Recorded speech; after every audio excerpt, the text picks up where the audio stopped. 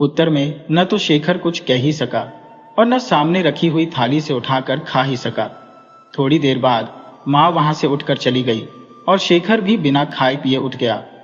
हाथ मुंह धोकर वह अपने बिछौने पर जा पड़ा। दूसरे दिन संध्या समय शेखर टहलने निकला। उस वक्त गुरुचरण बाबू के यहाँ पहले की तरह चाय उड़ रही थी, हंसी मजाक हो रहा था। वहां की बातें सुनकर शेखर कुछ देर रुक गया, फिर न जाने क्या सोचकर वह धीरे धीरे गुरुचरण बाबू के कमरे में आकर खड़ा हो गया। उसके आते ही वहां सन्नाटा छा गया। शेखर के मुख के भाव देखकर सभी लोगों के भाव बदल गए। शेखर के परदेश से आने की खबर ललिता के सिवा और किसी को न थी। आज पढ़कर वह शेखर की ओर देखने लगे। गिरीन्द्र का चेहरा गंभीरता में और भी परिणत हो गया। वह दीवार की तरफ देखने लगा। गुरुचरण बाबू ही उस समय ज्यादा जोर से बातें कर रहे थे। शेखर को देखकर उनका चेहरा पीला हो गया। उसके निकट बैठी ललिता चाय तैयार कर रही थी। उसने मुंह उठाकर देखा और नीचा कर लिया। आगे बढ़कर शेखर ने चौकी पर सिर झुककर नमस्कार किया और वहीं पर एक ओर बैठकर हंसते हंसते कहने लगा, एकाएक सभी लोग चुप क्यों हो गए? गुरुचरण बाबू ने धीमे स्वर में आशीर्वाद दिया। आशीर्वाद में उन्होंने क्या कहा सुनाई नहीं पड़ा। शेखर गुरुचरण बाबू के विचारों को ताड़ गया। इसी कारण उसने बीच में ही अपनी बात छेड़ दी। वह सारी कथा प्रदेश से वापस आने की, मां के स्वास्थ्य की तथा अन्य तमाम बातें कहने लगा। फिर अपरिचित व्यक्ति की ओर देखा। गुरुचरण बाबू इस बीच काफी सतर्क हो चुके थे। उन्होंने उस लड़के के परिचय में कहा, यह गिरीन्द्र बाबू के मित्र है। इन लोगों के घर एक ही स्थान पर है। बड़े ही भले आदमी है और श्याम बाजार में रहते हैं। हमारी इनसे जब से मुलाकात हुई है बेचारे आकर मिल जाते हैं। शेखर ने गुरुचरण बाबू की बातों में अपनी सम्मति दी, परंतु मन ही मन विचार किया, हाँ देखने में नम्र आदमी लगते हैं। थोड़ी देर रुककर फिर वह गुरुचरण बाबू से बोला, काका और सब ठीक ठाक है ना? गुरुचरण बाबू ने कुछ भी नहीं कहा और सिर झुकाए चुप सुनते रहे। अच्छा काका जी अब चलता हो। यह कहकर शेखर जाने को तैयार हो गया। उसे जाता देखकर रुआं से होकर गुरुचरण बाबू ने कहा, बेटा तुमने सब बातें सुन ही ली होगी, फिर भी कभी कभी आते रहना, एकाएक हम दुखियों का त्याग न कर देना। शेखर, अच्छा काका जी, कहता हुआ वह भीतर ललिता की मामी से मिलने चला गया। थोड़ी देर बाद ललिता को मामी की रोने की आवाज बैठक में सुनाई दी। उनकी रोने की आवाज सुनकर गुरुचरण बाबू की आंसू आ गए और उन्होंने अपनी धोती से उन्हें पोंछ लिया। गिरीन्द्र की मुखाकृति एक अपराधी की सी हो रही थी। वह नीरस सा बाहर की ओर देखने लगा। शेखर के जाने के पहले ही ललिता वहां से चली गई थी। कुछ समय के बाद शेखर उसकी मामी से बातें करके बाहर की ओर आया। सीढ़ियों से उतरते समय अंधेर कमरे में दरवाजे के निकट उसने ललिता को खड़े हुए देखा। उसको देखते ही वह भी खड़ा हो गया। ललिता ने शेखर को प्रणाम किया और उसके पास आ गई। कुछ समय तक शेखर से कुछ उत्तर पाने की लालसा से खड़ी रही। फिर थोड़ा पीछे हटकर मंद स्वर में उसने कहा, आपने मेरे पत्र का उत्तर क्यों नहीं दिया? कौन सा पत्र? उसमें बहुत सी बातें थी। अच्छा उन बातों को छोड़ो, यहाँ की सभी बातें आपने सुन ही ली हैं। मेरे लिए क्या हुक्म देते हो? शेखर ने आश्चर्य में पड़कर कहा, मेरा हुक्म? मेरा हुक्म किस लिए? मेरे हुक्म से लाभ ही क्या? ललिता ने शंकती होकर कहा, क्यों? शेखर, और नहीं तो क्या? मैं किसे हुक्म दूं? ललिता, मुझको हुक्म दो और किसका दोगे? शेखर, तुम्हें क्यों हुक्म दूंगा? फिर हुक्म देने पर तुम उसको मानोगी ही क्यों? शेखर के इस कथन में करुणा मिश्रित थी। ललिता यह सुनकर मन ही मन घबरा उठी। उसने शेखर की छाती के समीप से रखते हुए कहा, जाने दो इन बातों को, इस समय यह मजाक अच्छा नहीं लगता। तुम्हारे पांव पड़ती हो, मुझे अब तंग मत करो। बताओ कैसे क्या होगा? मुझे डर के मारे रात को नींद नहीं आती है। आखिर भय किस लिए? ललिता, क्या कह रहे हो? भय न लगेगा तो फिर क्या लगेगा? न तो तुम ही यहाँ थे और न माताजी ही थी। फिर मामा ने क्या कर डाला वह भी तुमसे छिपा नहीं है। अब यदि माँ मुझे न स्वीकार करे तो? थोड़े समय बाद शेखर ने कहा, वह तो ठीक ही है, अब माँ कैसे स्वीकार कर सकती है? उन्हें यह भी पता चला कि तुम्हारे मामा ने अन्य लोगों से काफी पैसे लिए हैं। साथ ही अब वह ब्रह्म समाजी भी हो गए हैं। हम लोग हिंदू हैं। अन्ना कीर ने उसी वक्त आकर ललिता से कहा, मामी बुला रही है। ललिता ने जोर से कहा। अच्छा तू जा, मैं अभी आती हूँ। फिर नम्रता पूर्वक शेखर से कहने लगी, यह कुछ भी क्यों ना हो, फिर भी जो धर्म तुम्हारा है वही मेरा भी। यदि वह तुमको नहीं अलग कर सकती तो मुझे भी नहीं अलग कर सकती। इसके सिवा गिरीन्द्र बाबू के लिए हुए रुपए मैं उन्हें लौटा दूंगी। ये तो मेरे ऊपर कर्जा है, 2 दिन आगे पीछे लौटाना ही होगा। शेखर, इतना अधिक रुपया देने के लिए कहां से मिलेगा? ललिता इस बात के उत्तर में काफी समय तक चुप रही। फिर हंसकर बोली, क्या आपको ज्ञात नहीं कि स्त्रियों को रुपए कौन देता है? मैं भी उन्हें से ले आऊंगी। शेखर के हृदय में उथल पुथल मची हुई थी। वह फिर कहे लगा, परंतु मामा ने उस रुपयों के लिए तुम्हें तो बेच ही डाला है। ललिता अंधेरे में शेखर के चेहरे को न देख सकी, परंतु गले के स्वर को तुरंत ताड़ गई और बोली, यह सब झूठी व्यर्थ की बातें हैं। मेरे मामा के सदृश भला मनुष्य दुनिया में होना कठिन है। तुम व्यर्थ ही उनकी हंसी उड़ाते हो। उनके कष्टों तथा दुखों की कोई बात भी दूसरों से छिपी नहीं है, तुम भले ही न जानते हो। आवेश में ललिता ने इतनी बातें कह डाली और फिर तनिक देर रुक कर कहने लगी, फिर वह रुपया मामा ने लिया है मेरे ब्याह के बाद। इस कारण मुझे बेचने का कोई अधिकार उन्हें कहा था? यदि मुझे बेचने का कोई अधिकार उन्हें कहा था, यदि मुझे बेचने का कोई अधिकार है तो केवल तुम हो और कोई नहीं। इतना कहते हुए उत्तर की कोई प्रतीक्षा न करके ललिता अंदर चली गई। कुछ देर तक अवाक सा शेखर वहीं खड़ा रहा, फिर धीरे धीरे गुरुचरण बाबू के घर से बाहर चला आया। उस रात को काफी समय तक शेखर पागलों की भांति बिना किसी उद्देश्य के इधर उधर गलियों में फिरता रहा। फिर घर में आकर बैठा हुआ सोच विचार में पड़ा रहा। उसे बड़ा आश्चर्य हो रहा था कि यह सीधी सादी ललिता इतनी बातें कहां से सीख आई। ये निर्लज्जता की बातें उसे कहां से कहनी आ गई। इतना साहस, गजब का साहसा, आखिर यह सब कहां से? ललिता के आज के व्यवहार पर उसे क्रोध तथा आश्चर्य दोनों हो रहे थे, परंतु वास्तव में यह शेखर की भूल थी। यदि वह तनिक भी बुद्धिमानी से सोचता तो शायद उसे अपनी ही कमजोरी और कमी पर अपने ही ऊपर क्रोध आता। ललिता का कहना अक्षरशः सत्य था। वह बेचारी और कह ही क्या सकती थी। इधर कई महीने ललिता से अलग रहकर शेखर ने भांति भांति की कल्पनाएं की थी। इन्हीं कल्पनाओं के अंतर्गत वह कभी तो जीवन भर का सुख अनुभव करता और कभी लाभ हानि के विचारों में पड़ा रहता। उसे अनुभव होता कि ललिता कितनी अधिक उसकी जीवन सहचरी बन चुकी है। शेखर यह भी अनुभव करता कि उसके बिना जी सकना भी कितना कठिन एवं दुखप्रद है। बचपन से ही ललिता उसके परिवार में घुली मिली थी। शेखर उसे सदा महत्वपूर्ण स्थान देता आया है। अपना काम भी उसने ललिता पर ही छोड़ दिया, परंतु शेखर के मन में इस प्रकार की आशंकाएं अवश्य उठती थी कि कहीं ललिता उसकी जीवन संगिनी न बन सके या उसके माँ बाप इस कार्य में बाधक न हो जाए, कहीं ललिता किसी अन्य के हाथ न लग जाए। शेखर इसी प्रकार की दुश्चिंताओं में पहले से ही परेशान था। इन्हीं विचारों के कारण शेखर के परदेश जाने से पहले ही ललिता के गले में गेंदे वाली माला डालकर एक बंधन लगा दिया था। परदेश में गुरुचरण बाबू के धर्म परिवर्तन की खबर पाकर शेखर बेचैन हो गया। उसके हृदय में और भी गहरी चिंता हुई कि ललिता शायद अब उसकी न रह पाए। आराम हो या तकलीफ, वह उन लोगों की सभी परिस्थितियों की जानकारी रखता था। फिर भी ललिता की आज वाली स्पष्टवादिता से उसकी सभी भावनाएं परिवर्तित हो गई थी, उनमें घुमाव हो गया था। परंतु शेखर न समझ पाया कि इन भावनाओं से भी कर्तव्य कहीं श्रेयस्कर है। पहले उसे दुख हुआ था कि कहीं ललिता उससे दूर न चली जाए, परंतु अब यह परेशानी थी कि कहीं उसे ही ललिता का हाथ न छोड़ना पड़ जाए।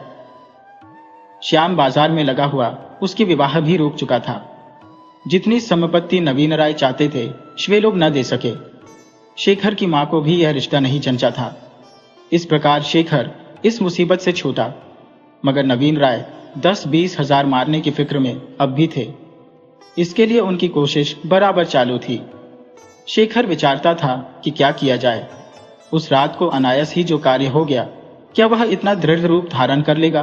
क्या ललिता पूर्ण रूप से यह विश्वास कर लेगी कि उसका पानी ग्रहण हो चुका है और अक्षय संबंध स्थापित होगा है? इतनी गहराई तक शेखर ने कभी विचार नहीं किया था। उस समय तो शेखर ने आलिंगन करते हुए कहा था कि ललिता, अब जो होना था हो चुका। इस संबंध को अब कोई नहीं तोड़ सकता। न तुम अलग हो सकती हो, और न मैं छूट सकता हूँ। इस प्रकार तर्क कुतर्क करके सोचने की क्षमता उस समय न थी और न उस समय सोच सकने का अवसर ही था।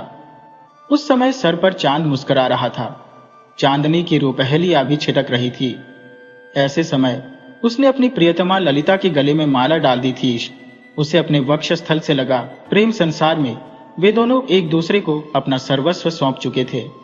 उस समय उन्हें सांसारिक अच्छाइयों और बुराइयों का अनुभव न था।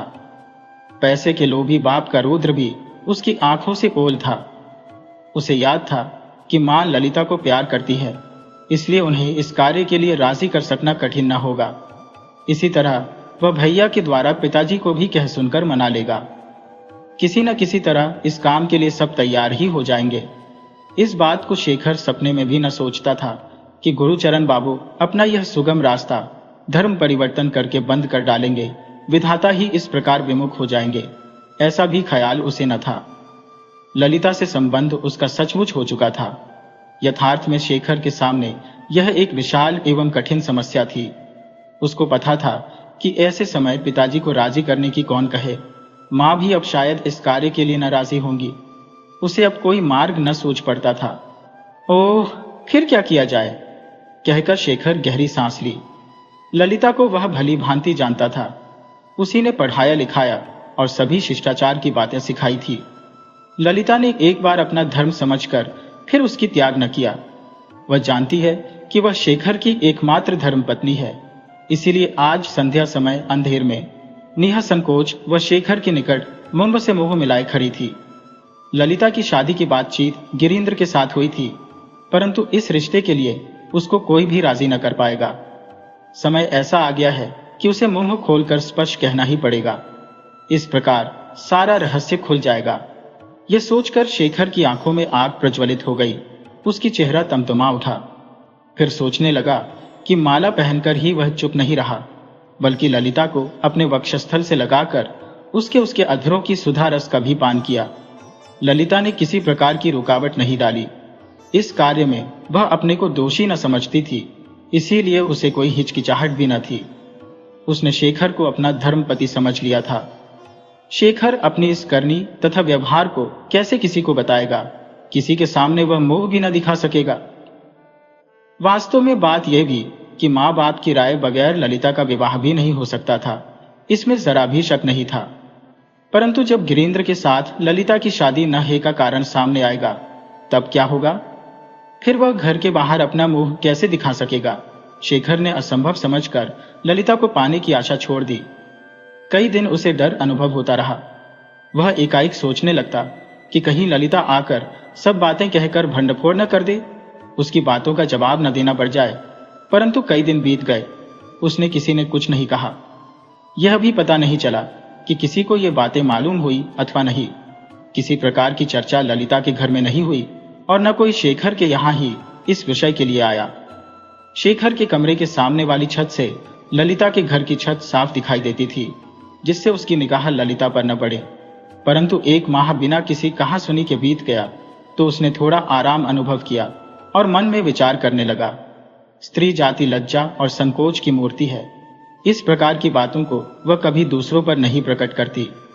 नारी की छाती फटकर टुकड़े टुकड़े क्यों न हो जाए, पर उसकी जुबान नहीं हिलती। शेखर के हृदय में इन बातों ने स्थान पा लिया। इस प्रकार औरतों के हृदय की कमजोरी, लज्जा तथा शील के लिए उसने विधाता को बारंबार धन्यवाद दिया। इतना सोचने के पश्चात भी तो उसे चैन न था। उसकी स्थिति सदैव डामाडोल क्यों रहती है? इस डर के निकल जाने पर भी उसके हृदय में बराबर आंतरिक वेदना क्यों उठती है? ललिता क्या कुछ न कहेगी? वह किसी दूसरे के संग ब्याहे जाने पर पूर्ण रूप से खामोश हो जाएगी।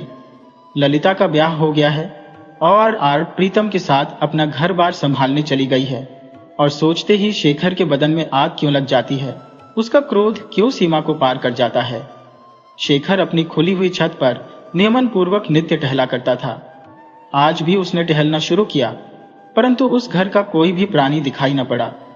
केवल अन्ना काली किसी काम से वहां आई थी, परंतु शेखर को देखते ही अपनी निगाहें नीची कर ली। शेखर दुविधा में था कि उसे पुकारे या न पुकारे। इसी बीच वह आंख के सामने से अदृश्य हो गई। शेखर ने तुरंत समझ लिया कि ऐसा दीवार के बन जाने से दोनों घरों के अलगाव का अनुभव इस अन्ना काली को भी हो गया है। इसी उधेड़ बुन में 1 माह और बीत गया। एक दिन भुवनेश्वरी ने बातों ही बातों में पूछा, शेखर बेटा, क्या इस बीच में ललिता को कभी देखा है? शेखर ने उत्तर दिया, नहीं तो माँ। क्या हुआ माँ? भुवनेश्वरी ने कहा, करीब 2 माह बाद उसको मैंने छत पर देखा था और पुकारा भी था, परंतु उसके रंग ढंग से ऐसा लगा कि उसमें बहुत ही परिवर्तन हो गया है। अब वह ललिता नहीं रही, बीमार सी लगती है, चेहरा उदास तथा सूखा हुआ है। देखने में उसकी उम्र बहुत प्रतीत होती है। उसको देखकर कोई नहीं कह सकता कि वह 14 की है। इतना कहते हुए उनकी आंखों में आंसू भर आए।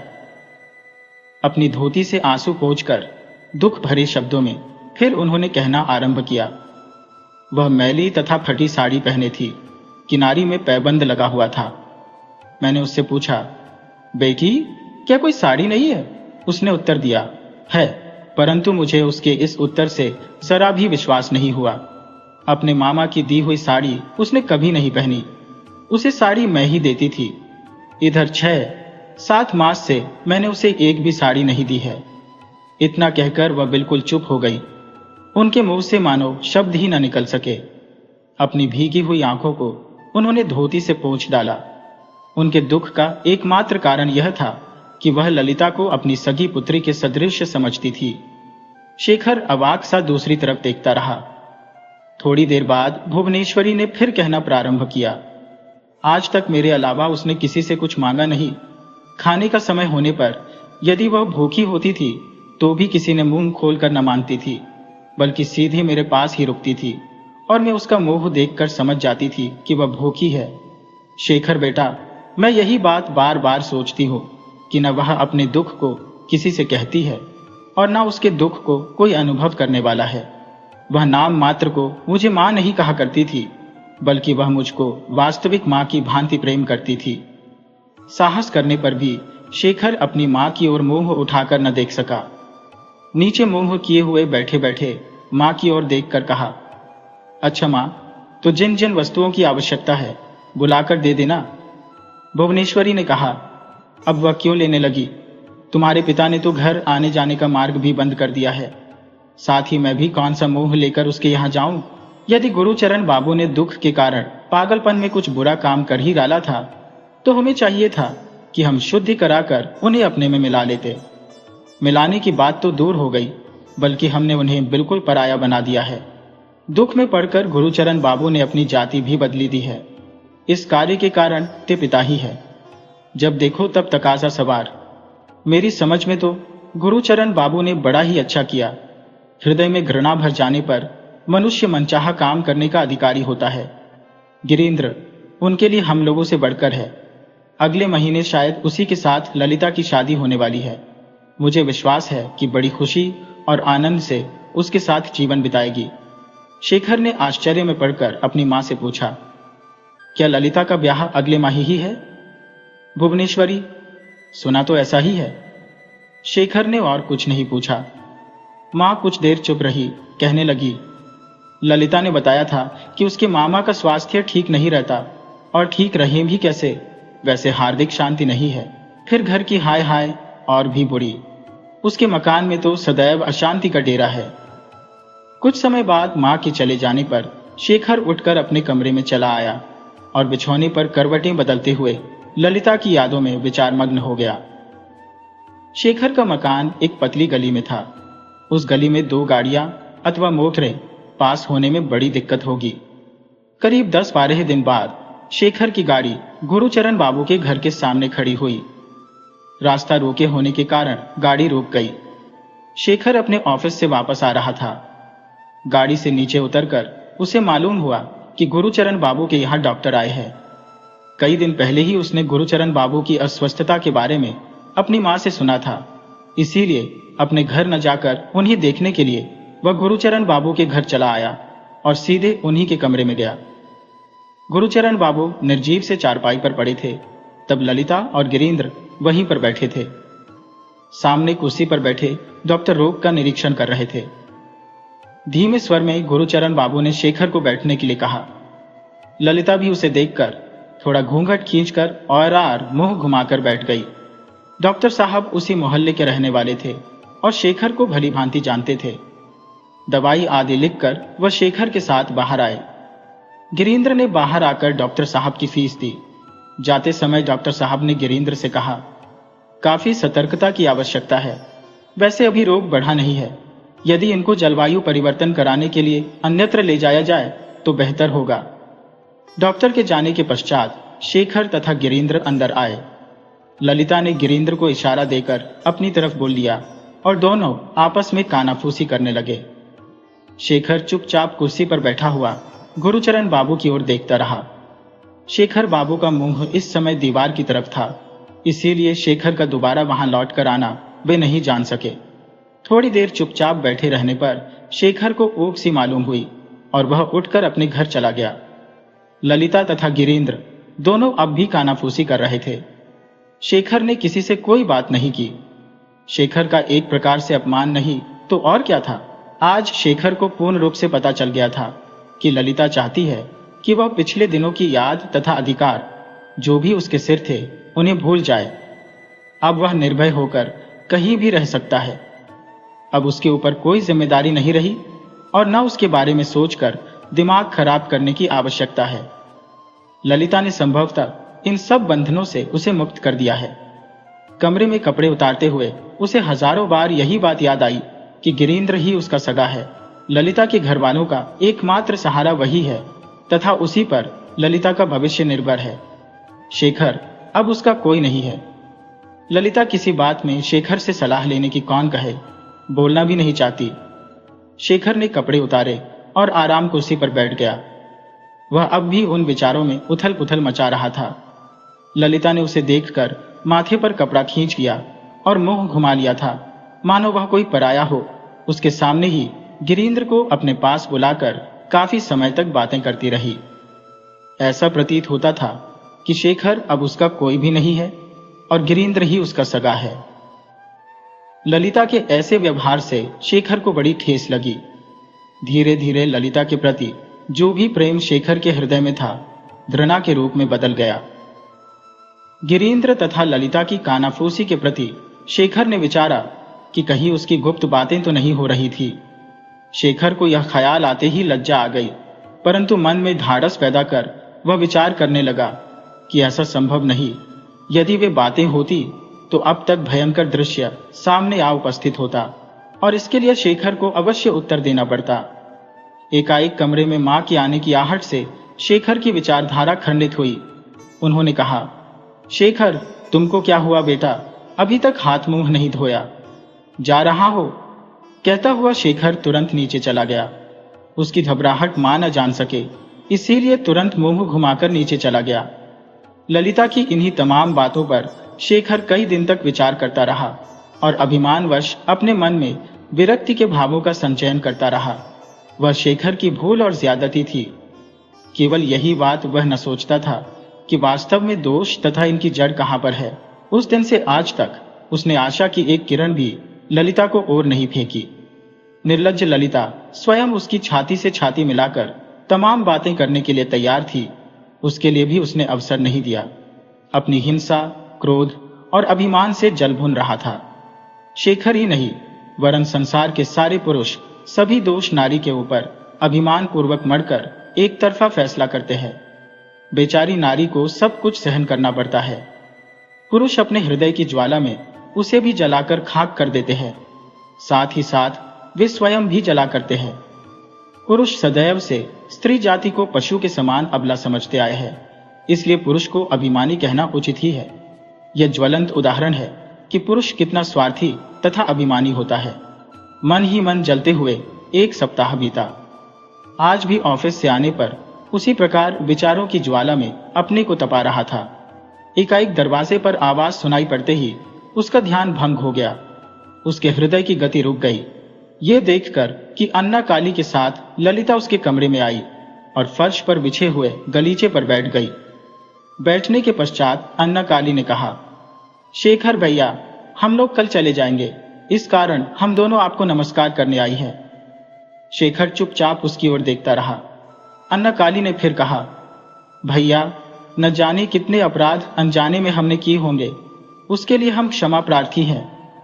शेखर तुरंत ताड़ गया कि यह अन्ना काली नहीं बल्कि और ही कोई उसके मुंह से बोल रहा है। इस बार शेखर ने पूछा, कल कहाँ जाओगी? पश्चिम की ओर, बाबूजी को मोंगरे ले जाएंगे, वहीं पर गिरीन्द्र बाबू का मकान है। अब हम लोगों का आना बाबूजी के ठीक हो जाने पर भी ना हो सकेगा। यहाँ की जलवायु बाबूजी के लिए लाभदायक नहीं है। अब उनका क्या हाल है? अब कुछ ठीक है। अन्ना काली ने यह कहकर बहुत से नए कपड़े दिखाकर कहा, यह सब ताईजी ने दिए हैं। ललिता अब तक खामोश बैठी रही।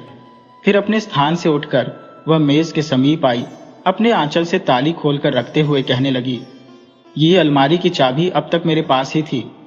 फिर थोड़ा सा मुस्कुराई और बोली, परंतु एक पैसा भी नहीं बचा है, सब पैसे खर्च हो गए हैं। शेखर ने कुछ नहीं कहा बल्कि उसकी ओर देखता रहा।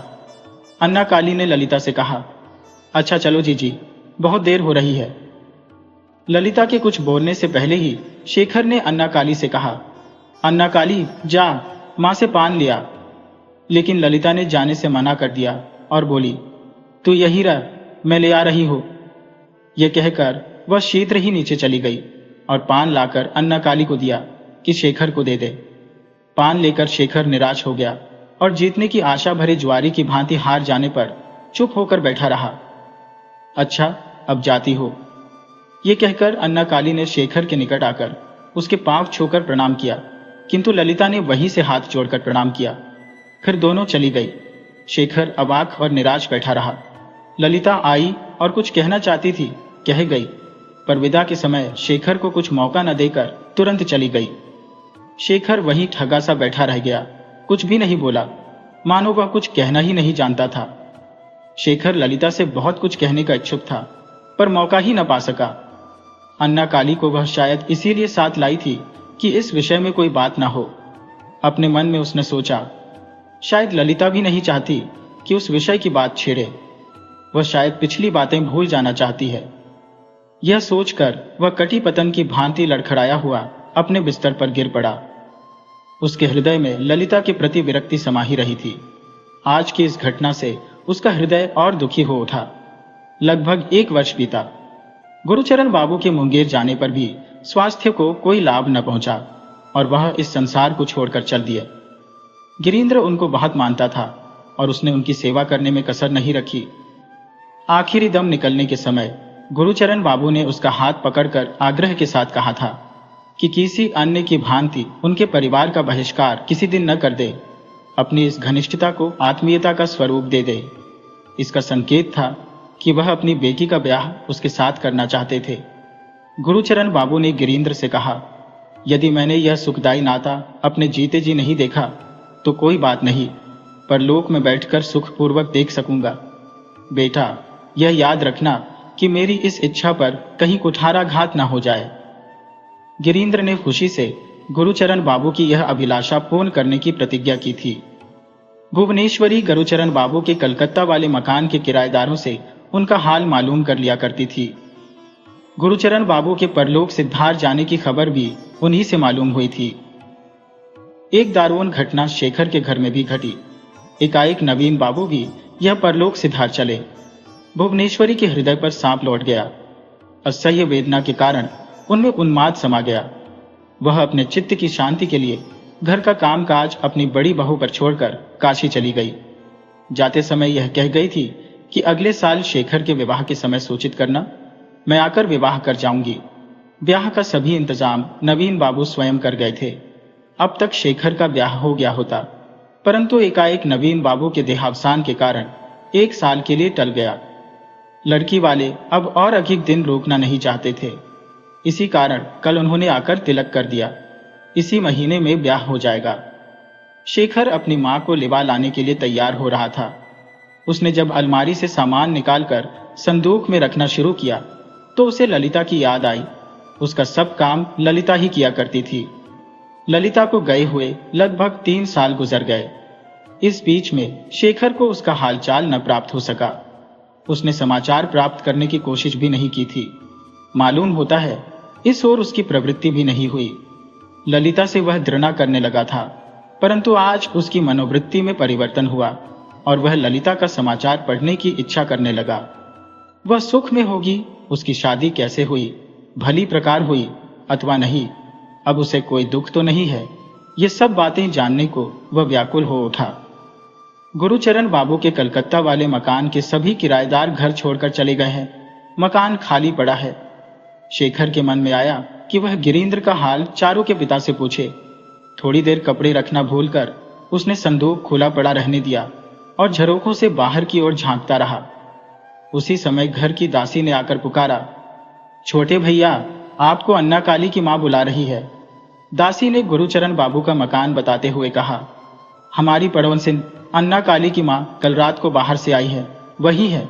शेखर, अच्छा जी, मैं अभी आया। इतना कहकर वह नीचे आया। दिन समाप्त होने पर आ गया था। शेखर को मकान के अंदर आते देखकर वह बड़ी हृदय विदारक चीख से रो पड़ी। शेखर उस अभागिन विधवा गुरुचरण बाबू की पत्नी के पास जाकर बैठ गया। उसकी करुणा भरी चीख से शेखर की आंखों में भी आंसू भर आए।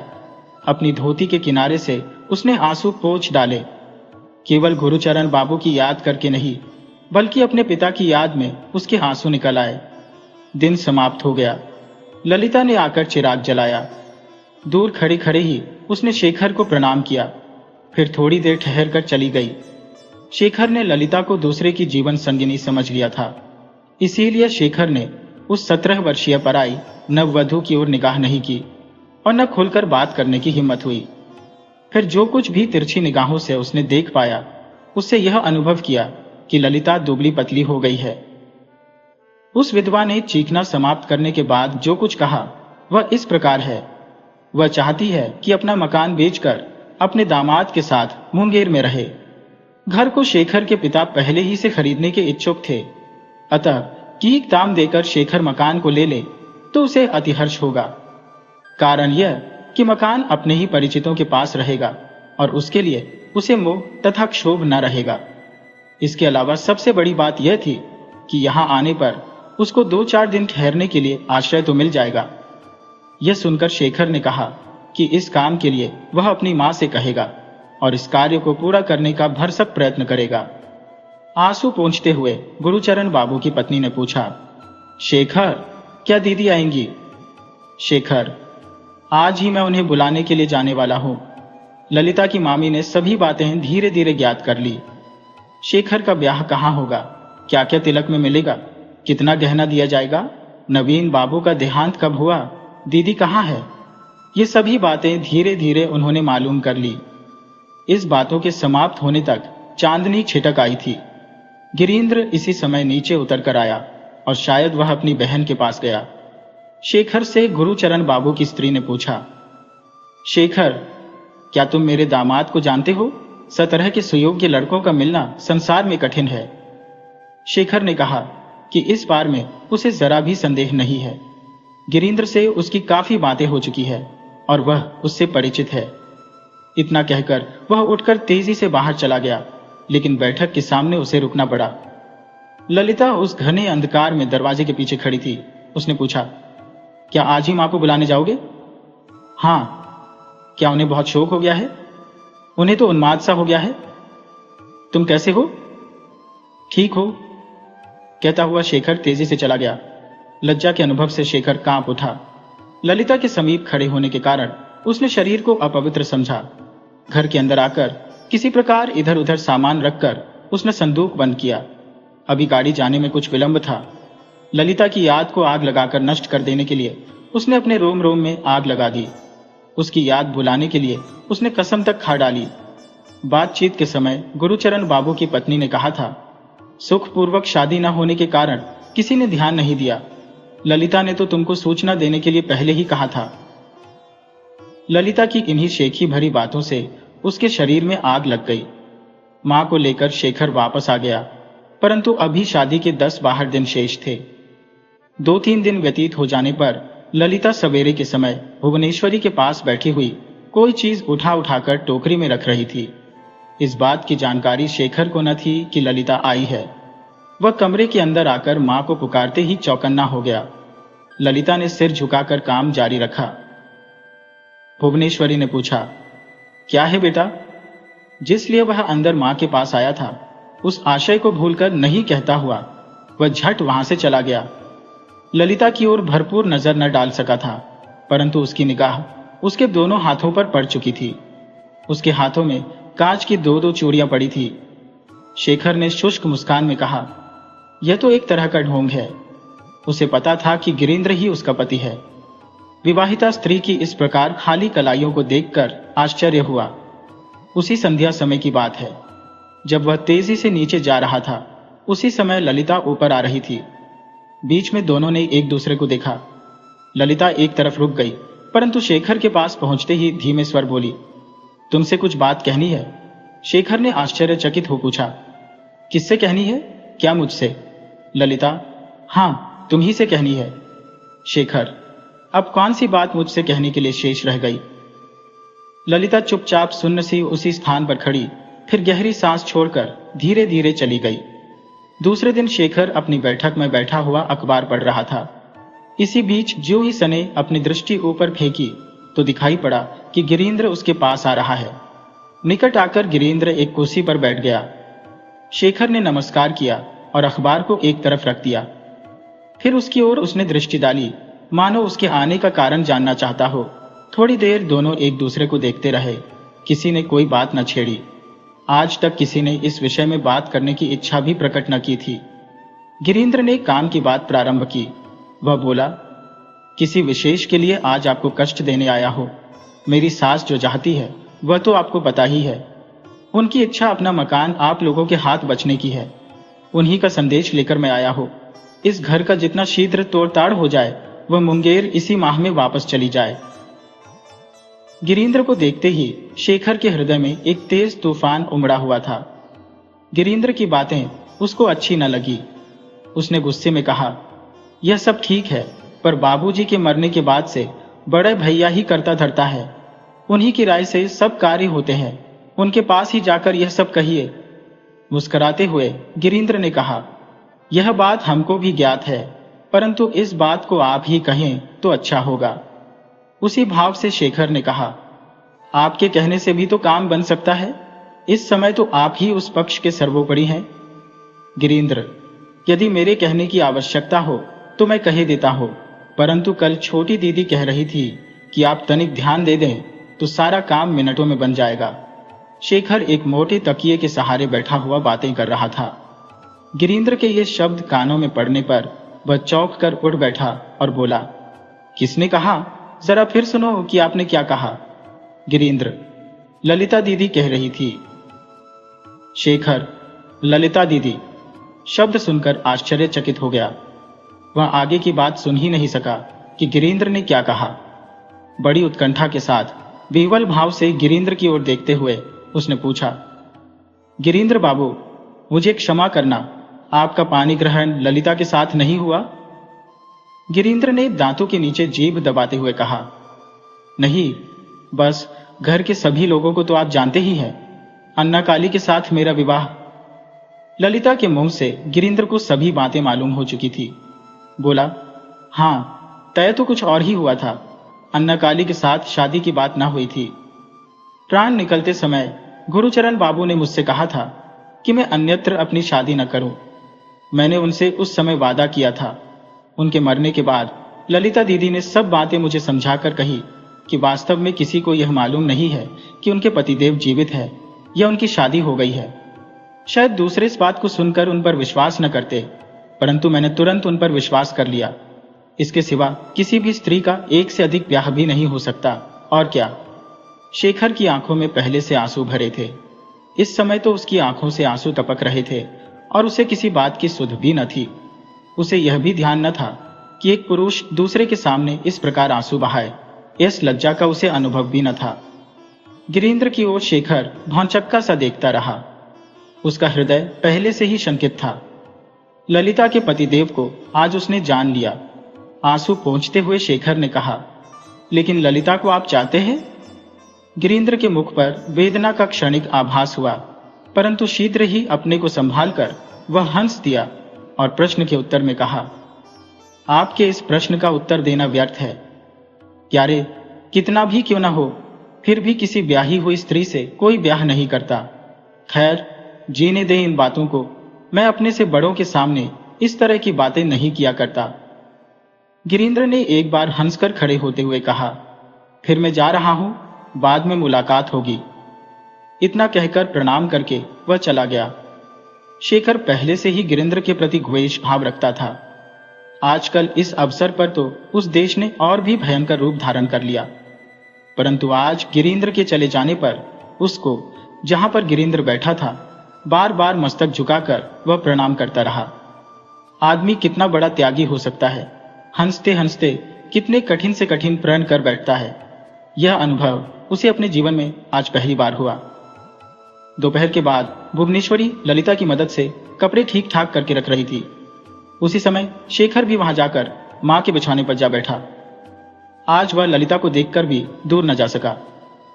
भुवनेश्वरी ने उसकी ओर देखकर कहा, क्यों बेटा? पहले तो निरुत्तर होकर कपड़ों की ओर देखता रहा, फिर थोड़ी देर बाद पूछा, मां, ये क्या हो रहा है? भुवनेश्वरी ने कहा, कितने कपड़े चाहिए, किस प्रकार से दिए जाएंगे, इसी सब का इंतजाम कर रही हो। अभी तो और भी कपड़े मंगाने पड़ेंगे। क्यों बेटी ललिता? ललिता ने सिर हिलाकर समर्थन किया।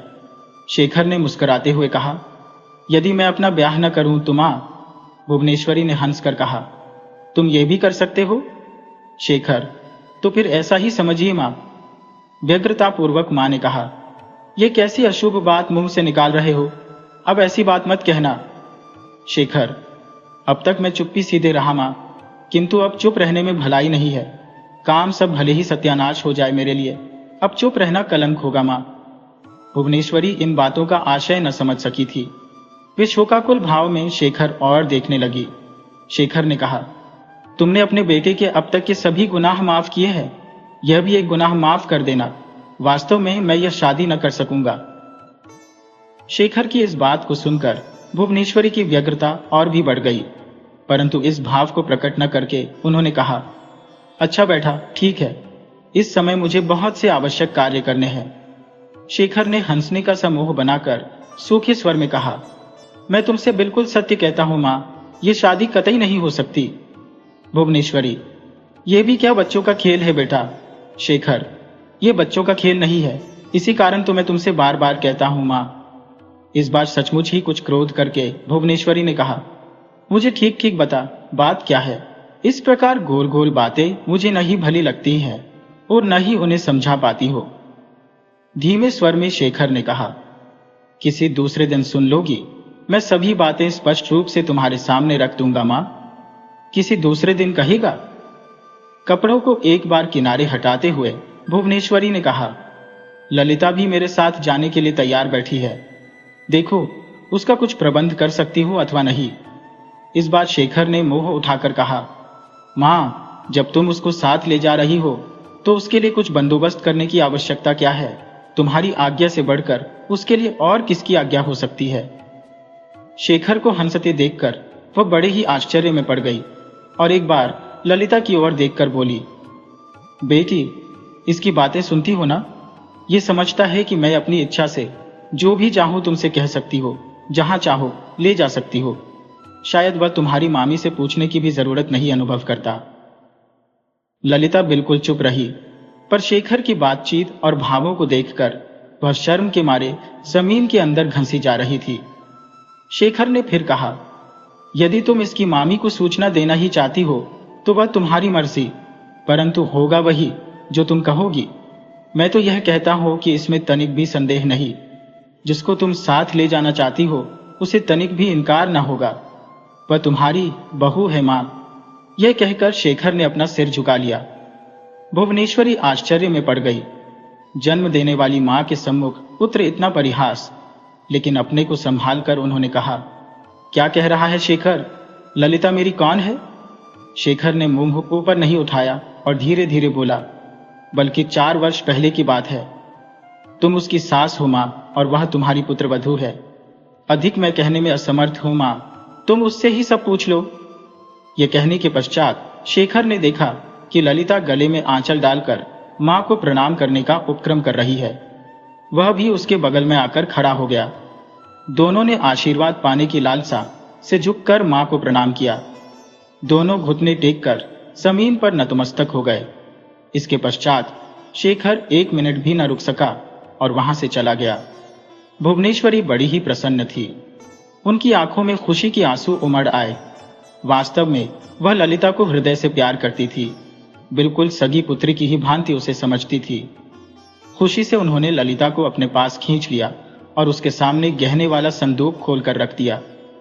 थोड़ी ही देर में उन्होंने ललिता के संपूर्ण अंगों को गहनों से आभूषित कर दिया। फिर ललिता से कहा, क्या इसी कारण गिरीन्द्र का ब्याह अन्ना काली से हुआ? ललिता ने सिर झुकाए कहा, हाँ मां, इस संसार में गिरीन्द्र बाबू की भांति सत्य पुरुष होना कठिन है। जब मैंने उनसे अपनी बातें बताई तो उन्होंने मेरे कहने पर विश्वास कर लिया। उन्होंने समझ लिया कि मैं परिणीता हूं। मेरे पतिदेव इस संसार में मौजूद अवश्य है, पर मुझे अपनाए या न अपनाए, यही उनकी अपनी इच्छा है। इतना सुनकर गिरीन्द्र ने और आगे जानने की चेष्टा न की। भुवनेश्वरी बहुत ही प्रसन्न थी।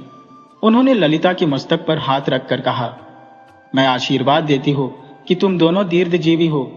अच्छा बेटी, तुम यही ठहरो और मैं जाकर बड़े पुत्र अविनाश को बताऊं कि ब्याह की लड़की बदल गई है। यह कहकर भुवनेश्वरी हंसती हुई प्रसन्न चित्त से अविनाश के कमरे की ओर चली गई और ललिता नई बहू की भांति सिर पर घूंघट डालकर बैठ गई। किंतु वह अज्ञात कुलशील भिक्षु है। अज्ञात कुलशील नहीं, वह धनंजय श्रेष्ठी का पुत्र है, परंतु उसे तो महाराज ने कांतार दुर्ग में बंदी कर दिया है। हे भगवान, कांतार दुर्ग में? वहां उसे प्राणांत प्रायश्चित्त करने का आदेश दिया गया है। दोनों धूर्त आचार्य उसकी जान के ग्राहक बन बैठे हैं। मंजू ने कहा, सखी मेरी सहायता कर, जो तू कहे, मुझे वहां जाने दे। कैसे? तू मेरे लिए त्याग कर, तेरे लिए मेरे प्राण भी उपस्थित है। तो तू यहां मेरे स्थान में रह, मैं तेरे वस्त्र पहनकर निकल जाऊंगी, तो तू जा। पर जानती है तेरी क्या गत बनेगी? वे मेरा वध करेंगे, मैं सह लूंगी। हाय सखी, कैसे कहूं? मेरी चिंता न कर। मंजू ने जल्दी जल्दी सखी के वस्त्र पहने, अपने उसे पहनाए, भोजन की सामग्री हाथ में ली और बंधन से बाहर हो गई। प्रहरी कुछ भी न जान सका। मंजू चल दी। किसी ने उसे लक्ष्य नहीं किया। वह पागल की भांति भागी चली जा रही थी। भूख, प्यास और थकान ने उसके कोमल गात्र को क्लांत कर दिया। उसके पैरों में घाव हो गए और वह बारंबार लड़खड़ाकर गिरने लगी। वह गिरती, उठती और फिर भागती। घोर वन था। बड़ी तेज धूप थी। सामने भयानक विस्तार वाली नदी के उस पार सूखी नंगी पहाड़ी पर ऊंचा सिर उठाए वह एकांत दुर्ग था। वह साहस करके नदी में कूद पड़ी। लहरों के साथ डूबती उतराती वह उस पार जा पहुंची। उसकी शक्ति ने जवाब दे दिया, परंतु वह चलती ही चली गई। दुर्गम पहाड़ पर चढ़ना बड़ा दुस्साहस का कार्य था, परंतु प्रेम का बल उसे मिलता गया। वह दुर्ग द्वार पर पहुंच गई। दुर्ग का द्वार बंद था। उसकी भारी लौह श्रृंखलाओं में मजबूत ताला पड़ा था। उसने व्याकुल दृष्टि से चारों ओर देखा। उस दुर्गम कांतार दुर्ग में चिड़िया का पूत भी न था।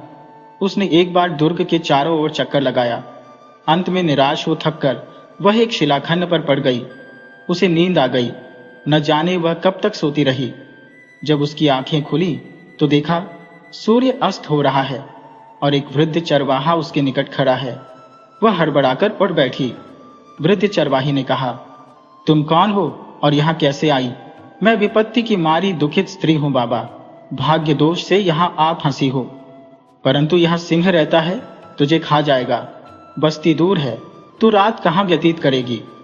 मैं चाहती हूँ सिंह मुझे खा जाए, परंतु तेरे यहाँ आने का कारण क्या है? एक पुरुष इस दुर्ग में बंद भूखा मर रहा है। तुझे किसने कहा? मैं जानती हूं, उसी के लिए मैं यहां आई थी, किंतु भीतर जाऊं कैसे? भीतर ही जाना है तो मैं पहुंचा सकता हूं, परंतु वहां कोई मनुष्य नहीं है। क्या तुम जानते हो बाबा, मैं तो वहां नित्य आता जाता हूं। क्या भीतर जाने की कोई और भी राह है? वह मैंने अपने लिए बनाई है। बूढ़ा चरवाहा हंस दिया। तो बाबा मुझे वहां पहुंचा दो, परंतु रात होने में देर नहीं है, फिर मेरा भी गांव लौटना कैसे होगा? वहां एक मनुष्य भूखा मर रहा है बाबा। तब चल, मैं चलता हूं। दोनों टेढ़ी मेढ़े रास्ते से चलने लगे। मंजू में चलने की शक्ति नहीं रही थी। परंतु वह चलती ही गई। अंत में एक खोह में घुसकर चरवाही ने एक पत्थर खिसकाकर कहा, इसी में चलना होगा। वह प्रथम स्वयं ही भीतर गया, पीछे मंजू भी घुस गई। थोड़ा चलने पर एक विस्तृत मैदान दिख पड़ा।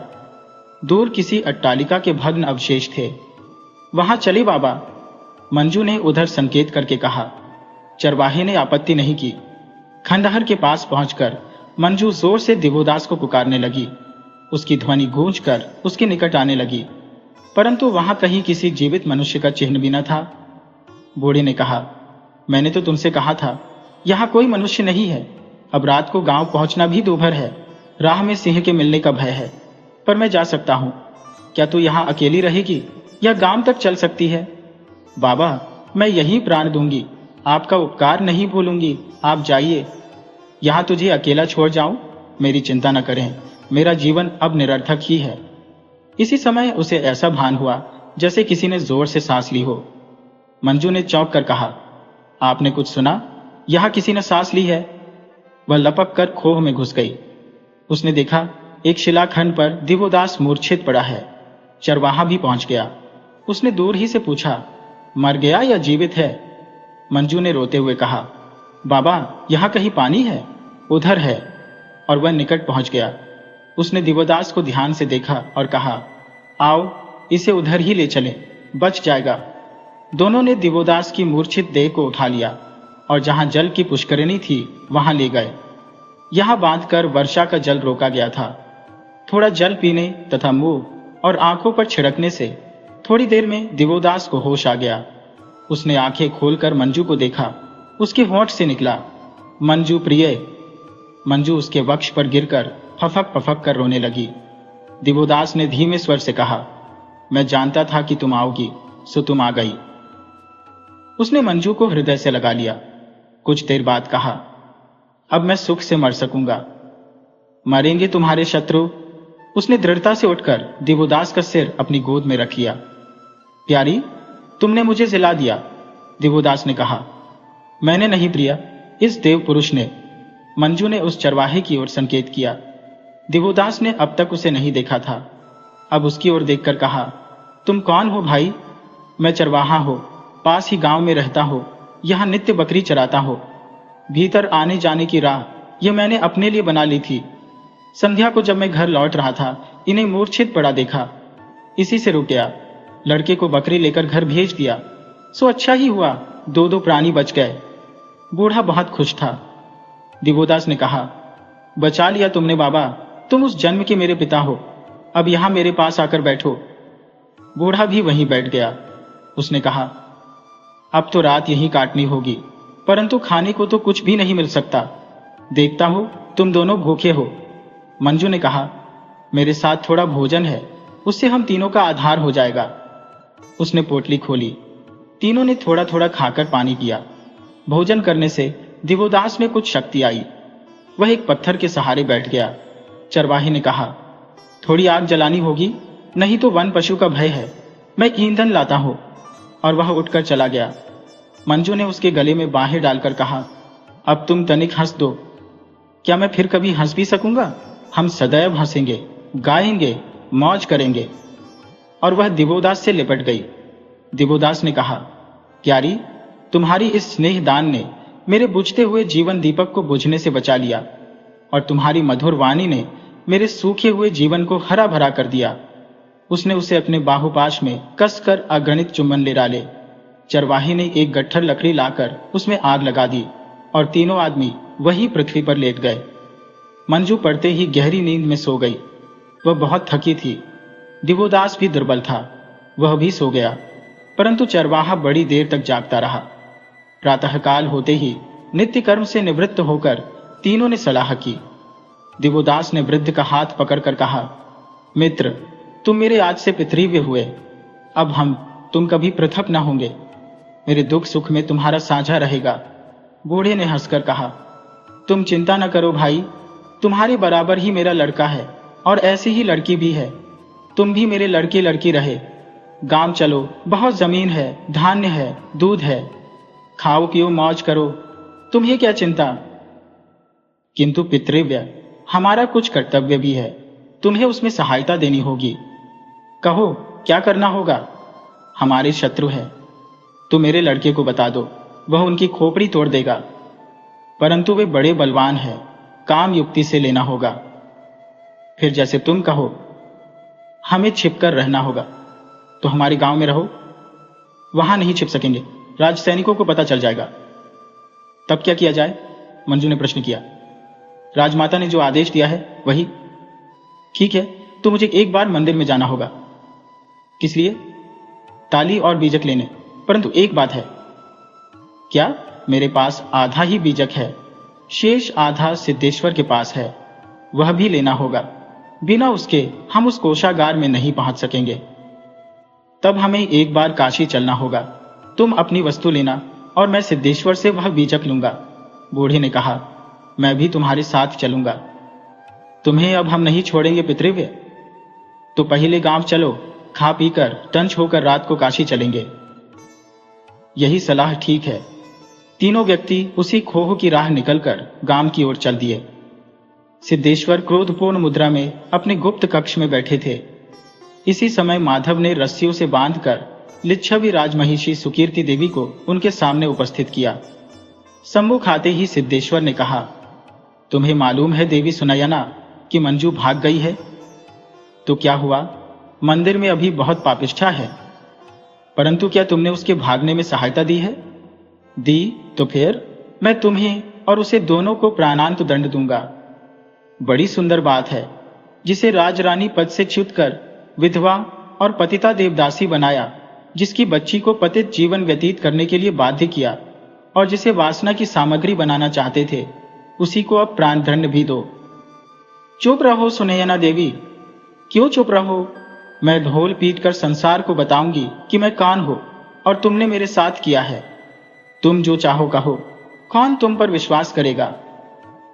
सुनयना ने चोली से एक छोटी सी वस्तु निकालकर उसे दिखाई और कहा, इसे तो तुम पहचानते हो सिद्धेश्वर, जानते हो इसमें किसका खून लगा है।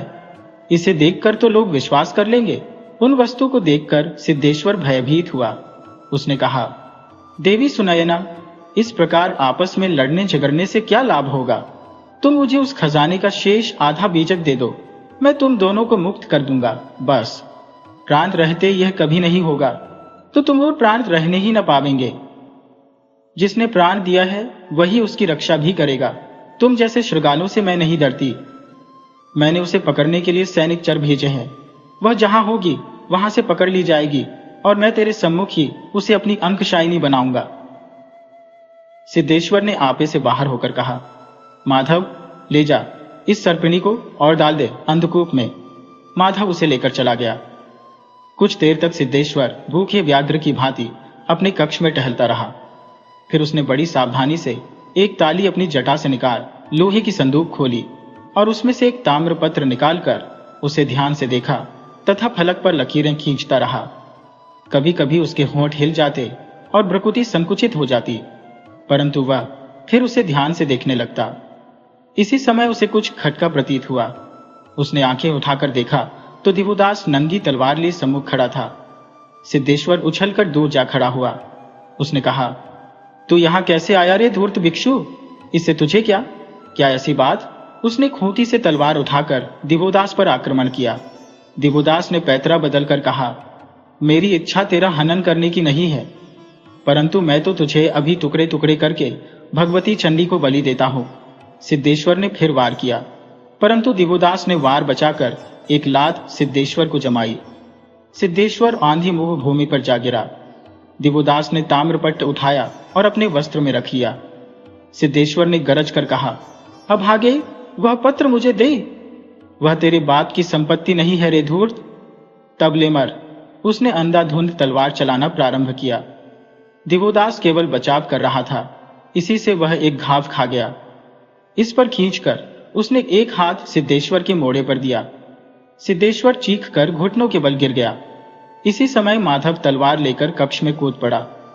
उसने पीछे से वार करने को तलवार उठाई ही थी कि सुखदास ने उसका हाथ कलाई से काट डाला। माधव वेदना से मूर्छित हो गया। इसी समय सुयोग पाकर दोनों भाग निकले।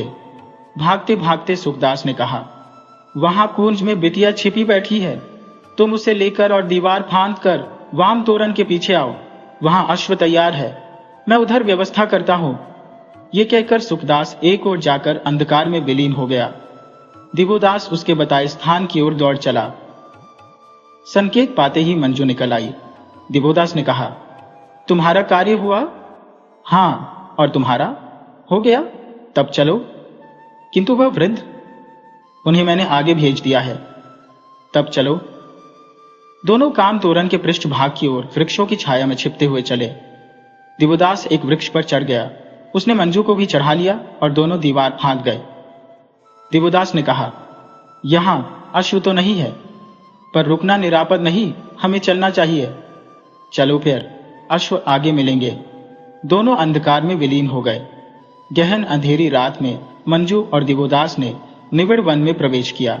मंजू ने कहा, मां का कहना है कि वह जो सुदूर क्षितिज में दो पर्वतों के शृंग परस्पर मिलते दिखते हैं, उनकी छाया जहां एकीभूत हो हाथी की आकृति बनाती है, वही निकट ही उस गुप्त कोश का मुख द्वार है। इसलिए हमें उत्तराभिमुख चलते जाना चाहिए।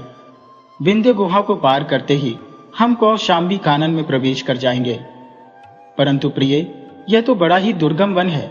रात बहुत अंधेरी है, हाथ को हाथ नहीं सूझता। बादल मंडरा रहे हैं, एक भी तारा दृष्टिगोचर नहीं होता। वर्षा होने लगी तो राह चलना एक बारगी ही असंभव हो जाएगा। चाहे जो भी हो प्रिय, हमें चलते ही जाना होगा। जानते हो, उस बाघ ने अपने शिकारी कुत्ते हमारे लिए अवश्य छोड़े होंगे। चले जाने के सिवा और किसी तरह निस्तार नहीं है। ये तो ठीक है, पर मुझे केवल तुम्हारी चिंता है प्यारी। तुम्हारे कोमल पाद पद्म तो कल ही क्षत विक्षत हो चुके थे। तुम कैसे चल सकोगी? प्यारे, तुम्हारे साथ रहने से तो शक्ति और साहस का हृदय में संचार होता है। तुम चले चलो। और वे दोनों निविड़ दुर्गम गहन वन में घुसते चले गए। घनघोर वर्षा होने लगी, बिजली चमकने लगी, वन पशु इधर उधर भागने लगे, आंधी से बड़े बड़े वृक्ष उखड़ कर गिरने लगे। कंटीली झाड़ी में फंसकर दोनों के वस्त्र फटकर चितरे चितरे हो गए। शरीर क्षत विक्षत हो गया, फिर भी वे दोनों एक दूसरे को सहारा दिए चलते चले गए। अंततः मंजू गिर पड़ी। उसने कहा, अब नहीं चल सकती। थोड़ा और प्रिय, वह देखो, उस उपत्यका में आग जल रही है, वहां मनुष्य होंगे, आश्रय मिलेगा। मंजू साहस करके उठी, परंतु लड़खड़ाकर गिर पड़ी। उसने असहाय दृष्टि से दिवोदास को देखा। दिवोदास ने हाथ की तलवार मंजू के हाथ में देकर कहा, इसे मजबूती से पकड़े रहना प्रिय, और उसे उठाकर पीठ पर लाद ले चला। प्रकाश धीरे धीरे निकट आने लगा। निकट आकर देखा, एक जीर्ण कुटी है। कुटी के बाहर मनुष्य मूर्ति भी घूमती दिख पड़ी, परंतु और निकट आकर जो देखा तो भय से दिवोदास का रक्त जम गया। मंजू चीख मारकर मूर्छित हो गई। उन्होंने देखा, कुटी के बाहर छप्पर के नीचे एक कापालिक मुर्दे की छाती पर पद्मासन में बैठा है। उसकी बड़ी बड़ी भयानक लाल लाल आंखें हैं। उसका रंग कोयले के समान काला है। उसकी जटाएं और दाढ़ी लंबी लटक रही है तथा धूल मिट्टी से भरी है। कमर में एक व्याघ्र चर्म बंधा है, गले में मुंडमाला है, सामने मध्यपात्र धरा है। आग जल रही है, लपटें उठ रही है। कापालिक अधोर मंत्र पढ़ पढ़कर मांस की आहुति डाल रहा है। मांस के अग्नि में गिरने से लाल पीली लपटें उठती हैं। दिवोदास ने साहस करके मंजू को नीचे पृथ्वी पर उतार दिया और शंकित दृष्टि से कापालिक को देखने लगा। कापालिक ने कहा, कस्त्वम, शरणागत, अक्षतासा। इसी बीच मंजू की मूर्छा जागी। उसने देखा, कापालिक भयानक आंखों से उसी की ओर देख रहा है। वह चीख मारकर दिवोदास से लिपट गई। कापालिक ने अट्टहास करके कहा, मां भय, बाले, और फिर पुकारा, शार्म गरव, शार्म गरव। एक नम्र धड़ंग काला बलिष्ठ युवक, लंगोटी कसे, गले में जनेऊ पहने, सिर मुड़ा हुआ, हाथ में भारी खड्ग लिए आ खड़ा हुआ। उसने सिर झुकाकर कहा, आज्ञा प्रभु, इन्हें महामाया के पास ले जाकर प्रसाद दे, हम मंत्र सिद्ध करके आते हैं। शार्मगरव ने खोखली वाणी से कहा, चलो। दिवोदास चुपचाप उसके पीछे पीछे चल दिया। मंजू उससे चिपककर साथ साथ चली। मंदिर बहुत जीर्ण और गंदा था। उसमें विशालाकार महामाया की काले पत्थर की नग्न मूर्ति थी, जो महादेव के शव पर खड़ी थी। हाथ में खांदा, लाल जीभ बाहर निकली थी। आठों भुजाओं में शस्त्र, गले में मुंडमाल सम्मुख पात्रों में रक्त पुष्प तथा मद्य से भरे घड़े धरे थे। एक पात्र में रक्त भरा था, सामने बलिदान का खंभा था, पास ही एक खांडा भी रखा था। दोनों ने देखा वहां शार्ंगरव के समान ही 4 और दैत्य उसी वेश में खड़े हैं।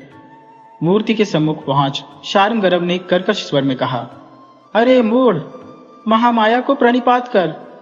दिवोदास ने देवी को प्रणाम किया। मंजू ने भी वैसा ही किया। एक यमदूत ने तब बड़ा सा पात्र दिवोदास के होठों से लगाते हुए कहा, पी जा अधर्मी, महामाया का प्रसाद है। मैं मद्य नहीं पीता। अरे अधर्मी, यह मद्य नहीं है, देवी का प्रसाद है, पी। 2 यमदूतों ने जबरदस्ती वह सारा मद्य दिवोदास के पेट में उड़ेल दिया। भय से अभिभूत हो मंजू ने भी मद्य पी ली। तब उन यमदूतों ने उन दोनों को बलियुद्ध से कसकर बांध दिया। फिर बड़बड़ाकर मंत्र पाठ करने लगे। मंजू ने लड़खड़ाती वाणी से कहा, प्यारे, मेरे कारण तुम्हें यह दिन देखना पड़ा। प्यारी, इस प्रकार मरने में मुझे कोई दुख नहीं, परंतु स्वामी, हम फिर मिलेंगे। जन्म जन्म में हम मिलेंगे, प्रिय प्राणादि के। इसी समय कापालिक ने आकर कहा, प्राणियों, आज तुम्हारा अहोभाग्य है, तुम्हारा शरीर देवार्पण होता है। उसने रक्त से भरा पात्र उठाकर थोड़ा रक्त उनके मस्तक पर छिड़का, फिर उनके माथे पर रक्त का टीका लगाया। एक दैत्य ने झटका देकर उनकी गर्दनें झुकाई। उन पर कापालिक ने स्वस्ति का चिन्ह बना दिया। उसके बाद उन दैत्यों ने सिंदूर से वध्य भूमि पर भैवरी चक्र की रचना की। एक दैत्य भारी खांडा ले दिवोदास के पीछे जा खड़ा हुआ। मंजू ने साहस करके चिल्लाकर कहा, अरे पातकियों, पहले मेरा वध करो, मैं अपनी आंखों से पति का कटा सिर नहीं देख सकती। कालापिक ने एक बड़ा सा मद्य पात्र मुंह से लगाया और गटागट पी गया। फिर उसने गरज कर वार करने की आज्ञा दी, परंतु इसी क्षण एक चमत्कार हुआ। ब्रह्म राक्षस का खांडा हवा में लहराता ही रहा और उसका सिर कटकर पृथ्वी पर आ गिरा। कापालिक क्रोध और भय से थरथरा उठा। उसने कहा, अरे, किसने महामाया की पूजा भंग की? सुखदास ने रक्त भरा खड्ग हवा में नचाते हुए कहा, मैंने रे पातकी, अब भी तेरा धड़ भी शरीर से जुदा करता हो। इसी बीच वृद्ध ग्वाले ने दिवोदास और मंजू के बंधन खोल दिए।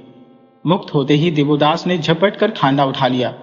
उसने कापालिक पर तूफानी आक्रमण किया, परंतु कापालिक में बड़ा बल था। उसने खांडे सहित दिवोदास को उठाकर दूर पटक दिया। इसी समय सुखदास का खड्ग उसकी गर्दन पर पड़ा और वह वहीं लड़खड़ाकर गिर गया। वृद्ध ने भी एक यमदूत को भूमिशाई किया। शेष 2 प्राण लेकर भाग गए। दिवोदास घाव खा गए थे। सुखदास ने हाथ का सहारा दे दिवोदास को उठाया और बोला, साहस करो भैया, यहां से भाग चलो। दिवोदास ने कंधे पर मंजू को लाद लिया। दोनों व्यक्ति नंगी तलवार लिए साथ चले। वर्षा अब बंद हो गई थी। आकाश स्वच्छ हो गया था।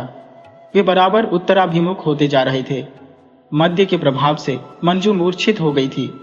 दिवोदास के भी पांव लड़खड़ा रहे थे, परंतु वह साथियों के साथ भागा जा रहा था। मंजू उसकी पीठ से खिसकी पड़ती थी। सुखदास उन्हें सहारा दे रहा था। इसी समय एक ओर से दल अश्वारोही सैनिकों ने उन्हें घेर कर बंदी बना लिया। सारा उद्योग विफल गया। बेचारे को बांध कर ले चले। कहने की आवश्यकता नहीं कि ये सिद्धेश्वर के सैनिक थे। चारों अपराधियों का विचार हो रहा था। उच्च स्वर्णपीठ पर आचार्य वज्रसिद्धि, सिद्धेश्वर और काशीराज उपस्थित थे। सम्मुख चारों अपराधी रस्सियों से बंधे खड़े थे। पीछे तलवार लिए सैनिक खड़े थे। दर्शकों की बड़ी भारी भीड़ एकत्र थी।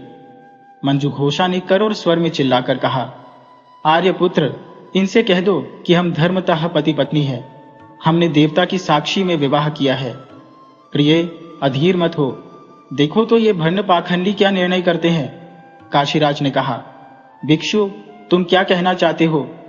महाराज, यह मेरी विवाहिता पत्नी है और मैं श्रेष्ठी धनंजय का पुत्र दिवोदास हूं। मेरी यह पत्नी लिच्छवी राजनंदिनी मंजू घोषा है। वज्रसिद्धि ने कहा, शातम पापम, तूने मुझसे प्रव्रज्या ली है। तू ऐसा कहकर भिक्षु धर्म से च्युत होता है। मंजू ने कहा, प्रियतम, इनसे कह दो कि मैं तुम्हारे भाभी पुत्र की माता हो, जो मेरे उदर में पोषण पा रहा है। सिद्धेश्वर तो देवार्पित देवादासी है। क्या तूने ऐसा पातक किया है? इससे तो देवाधिष्ठान ही कलंकित हो गया। मंजू, कलंकित किया मैंने या तुम जैसे धर्म ढोंगियों ने? जो जंगली पशु की भांति खून के प्यासे हैं। तुम गाय की खाल ओढ़कर धर्म के ठेकेदार बने बैठे हो, धर्म की आड़ में आखेट करने वाले पेशेवर अपराधी हो। क्या सब खोलकर कह दो? सिद्धेश्वर महाराज, ये धर्मापराधी है। इनका विचार धर्मानुमोदित होना चाहिए, राज नियमानुसार नहीं। आप इसमें विक्षेप मत कीजिए, मैं इस दासी का प्रायश्चित्त विधान करूंगा। फिर उसने सैनिकों से कहा, अरे सैनिकों, इस दासी को अभी ले जाओ, मैं इसके पाप के प्रायश्चित्त की समुचित व्यवस्था करूंगा। दिवोदास ने क्रोध से पैर पटक कर कहा, कदापि नहीं महाराज, मैं आपको सावधान करता हूं कि लिच्छविराज नंदिनी का यदि बाल भी बांका हो गया तो आपके राज्य का खंड खंड हो जाएगा। काशीराज युवक, तुम बड़े उद्दत्त प्रतीत होते हो। काशीराज की मर्यादा को यदि तुम नहीं जानते तो चुप रहो। फिर उन्होंने वज्रसिद्धि की ओर दृष्टि करके कहा, आचार्य, आपके भिक्षु ऐसा ही विनय सीखते हैं? वज्रसिद्धि ने कहा, महाराज, मैं उसका धर्मानुशासन करूंगा। अरे भिक्षुओं, उस उन्मत्त भिक्षु को ले जाओ। फिर उसने काशीराज से कहा, महाराज, अब आप यज्ञ संपूर्ण कीजिए। कामना करता हो कि उसमें बाधा न उपस्थित हो। दिवोदास को भिक्षुगण बांधकर एक ओर तथा मंजू को सैनिक दूसरी ओर ले चले। मंजू ने कहा, प्राणनाथ, नदी तीर की वह प्रतिज्ञा याद रखना। दिवोदास ने कहा, उसे जीते जी नहीं भूलूंगा। तुम्हें आना होगा, कहो आओगे? आऊंगा प्रिय, आऊंगा। तो मैं तुम्हारी प्रतीक्षा करूंगी। मैं प्राणों पर खेल कर भी आऊंगा। दोनों को दो भिन्न भिन्न दिशाओं में खींचकर ले जाया गया। सुखदास और वृद्ध ग्वाला रह गए। सुखदास ने कहा, मैं भी भिक्षु हूं, मेरा धर्मानुशासन आचार्य करेंगे। आचार्य ने कहा, इन दोनों अपराधियों को भी महाराज मेरे ही सुपुर्द कर दें। काशीराज ने स्वीकार किया।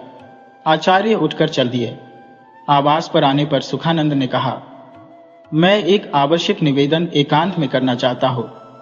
आचार्य ने एकांत में ले जाकर कहा, क्या करना चाहते हो तुम? आचार्य, मैं निरपराध हूं और यह वृद्ध भी। तू निरपराध कैसे है? आचार्य के विरुद्ध सिद्धेश्वर महाराज ने जो षड्यंत्र रचा था, मैं उसी की छानबीन कर रहा था। आचार्य, मुझे अपना कार्य करने दीजिए। कौन सा कार्य? आचार्य, उस देवदासी को यहां से ले जाना चाहते हैं ना? चाहता तो हो, पर सिद्धेश्वर की उस पर कुदृष्टि है, यह मैं देख चुका हूं। परंतु मैं उसे यहां से उड़ा ले चलूंगा। किस प्रकार? ये मुझ पर छोड़ दीजिए आचार्य। किंतु धर्मानुज जो है, वह तो आपके अधीन है आचार्य, वह कर क्या सकता है? और यह बूढ़ा मूर्ख कौन है? एक गंवार है आचार्य, लोभ लालच देकर अपनी सहायता के लिए रख लिया है। तो तुम दोनों को मुक्त करता हो, कार्य करो। किंतु आचार्य, केवल मुक्ति ही नहीं, स्वर्ण भी चाहिए। स्वर्ण भी ले भद्र, पर उस दासी को निकाल ले चल। ये कौन सी बड़ी बात है? कह दूंगा, मैं उस भिक्षु का संदेशवाहक हूं, उसी ने तुझे बुलाया है। हंसती खेलती चली आएगी। उसने मुझे उसके साथ देखा भी है। इसके बाद जैसा आचार्य चाहे। तो भद्र, तू चेष्टा कर। आचार्य, मुझे इस मूर्ख धर्मानुज से भी मिलते रहने की अनुमति दी जाए। किस लिए? उसे बहका फुसलाकर एक पत्र उस दासी के नाम लिखा सको तो कार्य जल्द सिद्ध होगा। तो तुझे स्वतंत्रता है। आचार्य, फिर तो काम सिद्ध हुआ रखा है। वह सिर हिलाता हुआ वृद्ध चरवाहे के साथ एक ओर को रवाना हो गया। कई मास तक काशीराज का यज्ञानुष्ठान चलता रहा। इस बीच मंजू और देवी सुनैना अंधकूप में पड़ी रही। उन्हें बाहर निकालने का सुयोग सुखदास को नहीं मिला। परंतु जो ही यज्ञ समाप्त हुआ तथा आचार्य वज्रसिद्धि काशी से विदा हुए, सुखदास की युक्ति और उद्योग से मंजू और देवी सुनैना अंधकूप से मुक्त होकर भाग निकली। परंतु इस विपत्ति एक दूसरी विपत्ति आ खड़ी हुई। मंजू को प्रसव वेदना होने लगी। देवी सुनैना ने सुखदास से कहा, अब तो कहीं आश्रय खोजना होगा, चलना संभव ही नहीं है। निरुपाय मंजू को एक वृक्ष के नीचे आश्रय दे सुखदास और वृद्ध चरवाहा दोनों ही आहार और आश्रय की खोज में निकले। परंतु इस बीच ही में मंजू शिशु प्रसव करके मूर्छित हो गई। यह दशा देख देवी सुनैना घबरा गई। उन्होंने साहस करके शिशु की परिचर्या की तथा मंजू की जो भी संभव शुश्रूषा हो सकती थी करने लगी। मंजू की दशा बहुत खराब हो रही थी। थकान, भूख और शोक से वह पल्ले ही जर्जर हो चुकी थी। अब इतना रक्त निकल जाने से उसके मुंह पर जीवन का चिन्ह ही न रहा। सुनयना यह देख डर गई। उसने यत्न से उसकी मूर्छा दूर की।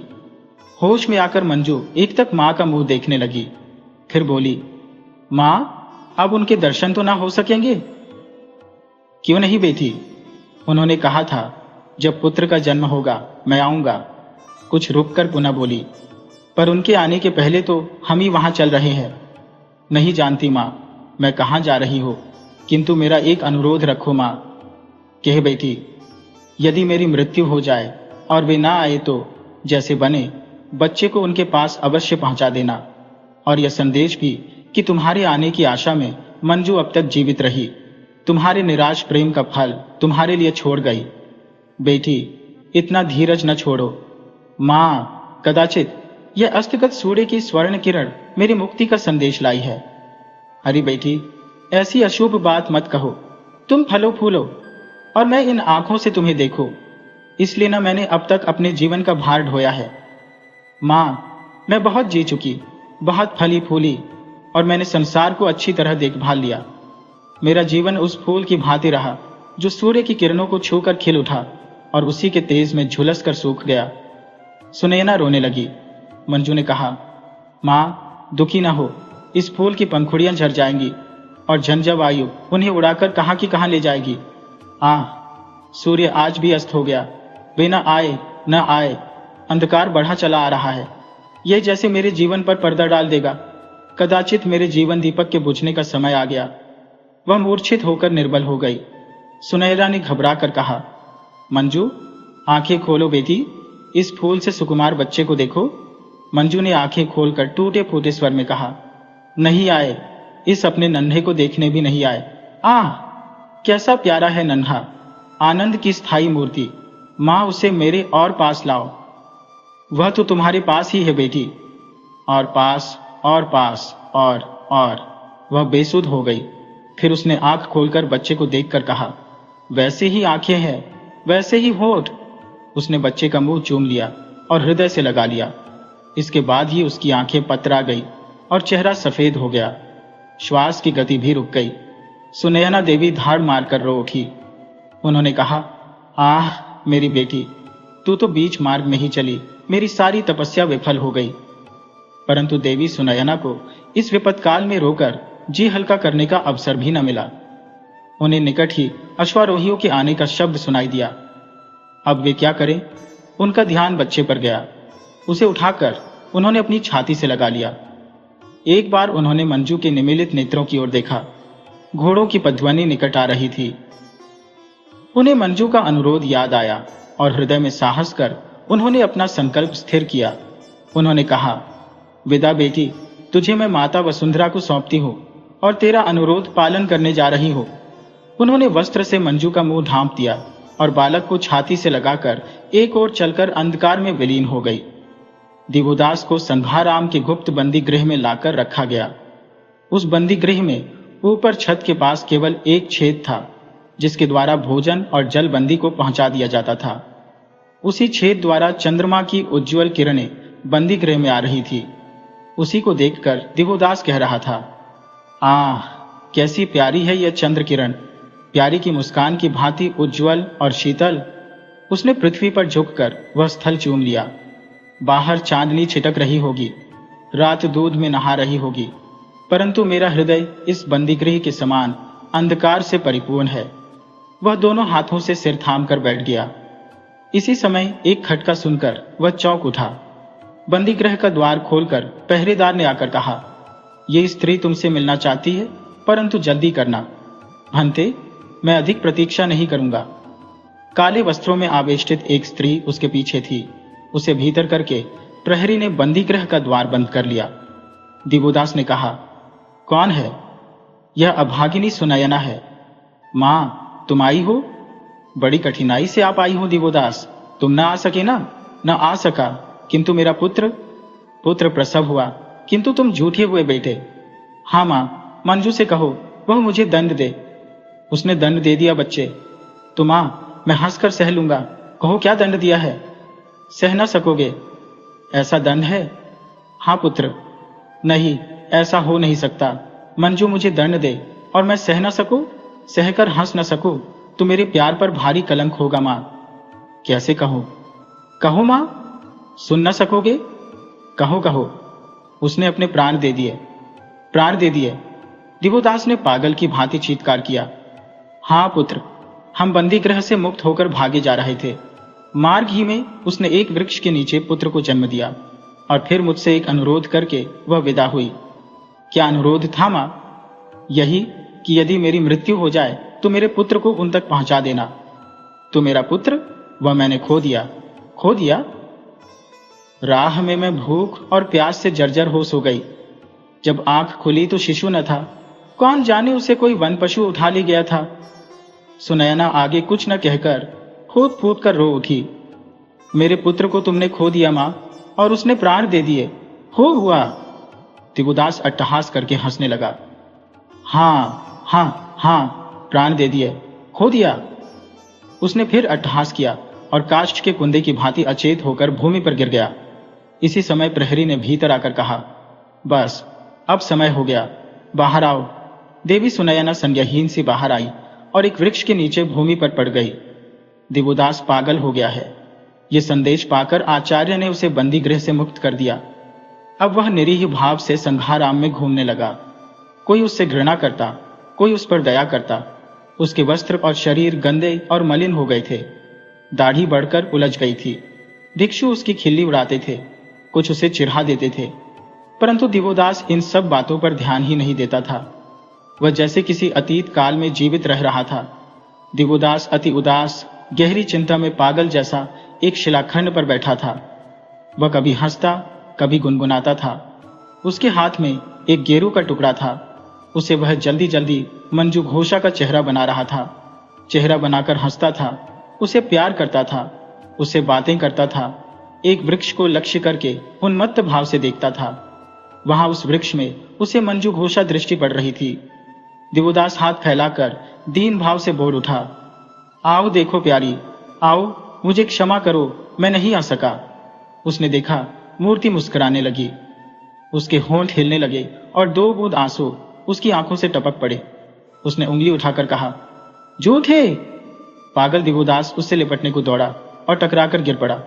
मूर्ति गायब हो गई। उसने उठकर कहा, झूठा झूठा, सचमुच में झूठा हूं। उसने सामने एक शिलाखंड की ओर देखा। वहां मंजू बैठी मुस्कुरा रही थी। वह दौड़ा। मूर्ति उसी भाव से वही शब्द कहती हुई गायब हो गई। दिवोदास पत्थर से टकराकर फिर गिर पड़ा। फिर उठकर मंजू मंजू चिल्लाने लगा। जिस वस्तु पर उसकी नजर जाती वही उसे मंजू की मूर्ति वही संकेत करके वही शब्द कहकर गायब हो जाती। वह पागल की तरह दौड़ता और टक्करें खाकर गिरकर घायल हो जाता। वह क्षत विक्षत और जर्जर हो गया। उसी समय आचार्य वज्रसिद्धि उसके निकट आए। वज्रसिद्धि कुछ देर उसकी दुर्दशा देख बोले, पुत्र, ये तुम क्या कर रहे हो? दिवोदास ने आंखें फाड़कर बड़ी देर तक वज्रसिद्धि को देखा और वज्रसिद्धि के निकट आकर कहा, प्रिय मंजू, क्या तुमने मुझे क्षमा कर दिया? और वह वज्रसिद्धि से लिपट गया। वज्रसिद्धि ने उसे पीछे धकेल कर कहा, भिक्षु सावधान, देखो मैं संघस्थवीर आचार्य वज्रसिद्धि हो। दिवोदास आचार्य को देखकर कांपता हुआ हटकर खड़ा हो गया और कहा, आचार्य वज्रसिद्धि, क्या तुम मंजू का संदेश लाए हो? क्या वह आ रही है? भिक्षु, तुम पागल हो गए हो। पागल? प्रेम का पागल? मैं पागल हो गया हो। कठोर वाणी से, मेरे साथ आओ। क्या तुम मुझे मंजू के पास ले जा रहे हो? आओ। वज्रसिद्धि ने उसे अपने पीछे आने का संकेत किया और चल दिया। दिवोदास भी पीछे पीछे चल दिया। वह वज्रतारा के मंदिर में जा पहुंचे। वज्रसिद्धि ने वज्रतारा की प्रतिमा के आगे पहुंच दिवोदास की ओर खड़ी दृष्टि से देखा और कहा, भिक्षु, वज्रतारा को प्रणाम करो। दिवोदास ने प्रतिमा में भी मंजू की वही मूर्ति देखी और कहा, प्यारी, तुम आ गई? आओ। मैं नहीं आ सका। इससे क्या तुम नाराज हो? वह दौड़कर मूर्ति से लिपट गया। सुनो सुनो, सब सुन रहा हो। वह कुछ कह रही है, वह कुछ कहना चाहती है। वह ध्यान से फिर प्रतिमा को देखने लगा। उसे प्रतीत हुआ मंजू कुछ संकेत कर रही है। दिवोदास ने उधर हाथ फैला दिए। वज्रसिद्धि ने दिवोदास को झकझोर कर कहा, सुनो, तुम्हें वज्रतारा की मूर्ति बनानी होगी। हमें मालूम हुआ है तुम कुशल चित्रकार हो गए हो। दिवोदास ने भाव निमग्न सा होकर कहा, मैं अभी प्यारी की मूर्ति बनाता हूं। उसने झट क्षण भर में गेरू से दीवार पर मंजू की ठीक सूरत बना दी और फिर रो रो कर कहने लगा, क्षमा करो मंजू प्रिय, क्षमा करो। वज्र सिद्धि ने क्रुद्ध होकर कहा, तुम्हें वज्र तारा की मूर्ति बनानी होगी, इसके लिए 2 मास तक तुम्हें एकांत में रहना होगा। उन्होंने एक भिक्षु से कहा, गोपेश्वर तुम इसको सब व्यवस्था समझाकर सब प्रबंध कर दो। इतना कह आचार्य चले गए। दिवोदास की छेनी खटाखट चल रही थी। भूख प्यास और शीत ताप उसे नहीं व्याप रहा था। अपने शरीर की उसे सुध नहीं थी। वह निरंतर अपना काम कर रहा था। छेनी पर हथौड़े की चोटें पड़ रही थी और शिलाखंड में से मंजू की मूर्ति विकसित होती जा रही थी। वह सर्वथा एकांत स्थल था। वहां किसी को भी आने की अनुमति न थी। वह कभी गाता, कभी गुनगुनाता, कभी हंसता और कभी रोता था। कभी करुण स्वर में क्षमा मांगता, कभी मूर्ति से लिपट जाता। उसकी तन्मयता की सीमा को पार कर गई थी, जैसे वह मूर्ति में मूर्तिमय हो चुका हो। मूर्ति बनकर तैयार हो गई। दिवोदास के शरीर में केवल हड्डियों का ढांचा मात्र रह गया था। उसकी दाढ़ी और सिर के बालों ने उलझकर उसकी सूरत भूत के समान बना डाली थी। परंतु उस एकांत अनुष्ठान में कोई उसके पास नहीं आ पाता था। वह बड़ी देर तक मूर्ति के मुख को एकटक देखता रहा। वह मुंह हूबहू मंजू का मुंह था। उसे ऐसा प्रतीत हुआ कि वह मुंह मुस्कुरा रहा है। उसे उसके ओठ हिलते दीख पड़े। उसने जैसे सुना कि उन ओठों में से एक शब्द बाहर हुआ, झूठे। उसकी आंखों में आंसू भर आए। उसने मूर्ति के पैरों में गिरकर कहा, मुझे क्षमा करो मंजू, मैं नहीं आ सका। पर तुमने मेरा पुत्र भी तो खो दिया। दिवोदास कोप कर धरती पर गिर पड़ा और अंत में द्वार तोड़ चिल्लाता हुआ गहन वन में भाग गया। वज्रतारा पूजा महोत्सव पर्व था। सहस्रों भिक्षु एकत्रित थे। संघाराम विविध भांति सजाया गया था। दूर दूर से श्रद्धालु श्रावक, गृहस्थ और श्रेष्ठ जन आए थे। बीच प्रांगण में स्वर्ण मंडित रथ था। उस पर वस्त्र में आवेष्टित वज्रतारा की मूर्ति थी। आचार्य वज्र सिद्धि बड़े व्यस्त थे। उन्होंने व्यग्र भाव से कहा, क्या अभी तक धर्मानुज का कोई पता नहीं लगा? नहीं आचार्य, चारों ओर गुप्तचर उसे खोजने गए हैं। परंतु पूजन तो नियमानुसार वही कर सकता है जिसने मूर्ति बनाई है, अतः उसका अनुसंधान करो। मुहूर्त में अब देर नहीं है। आज्ञा होने पर और भी चर भेज दिए गए। दिवोदास अति दयनीय अवस्था में भूख प्यास से व्याकुल अर्धमृत सा हो एक शिलाखंड पर अचेत पड़ा था। उसी समय चरों ने वहां पहुंचकर उसे देखा। उसे चेत में लाने की बहुत चेष्टा की, परंतु उसकी मूर्छा भंग न हुई।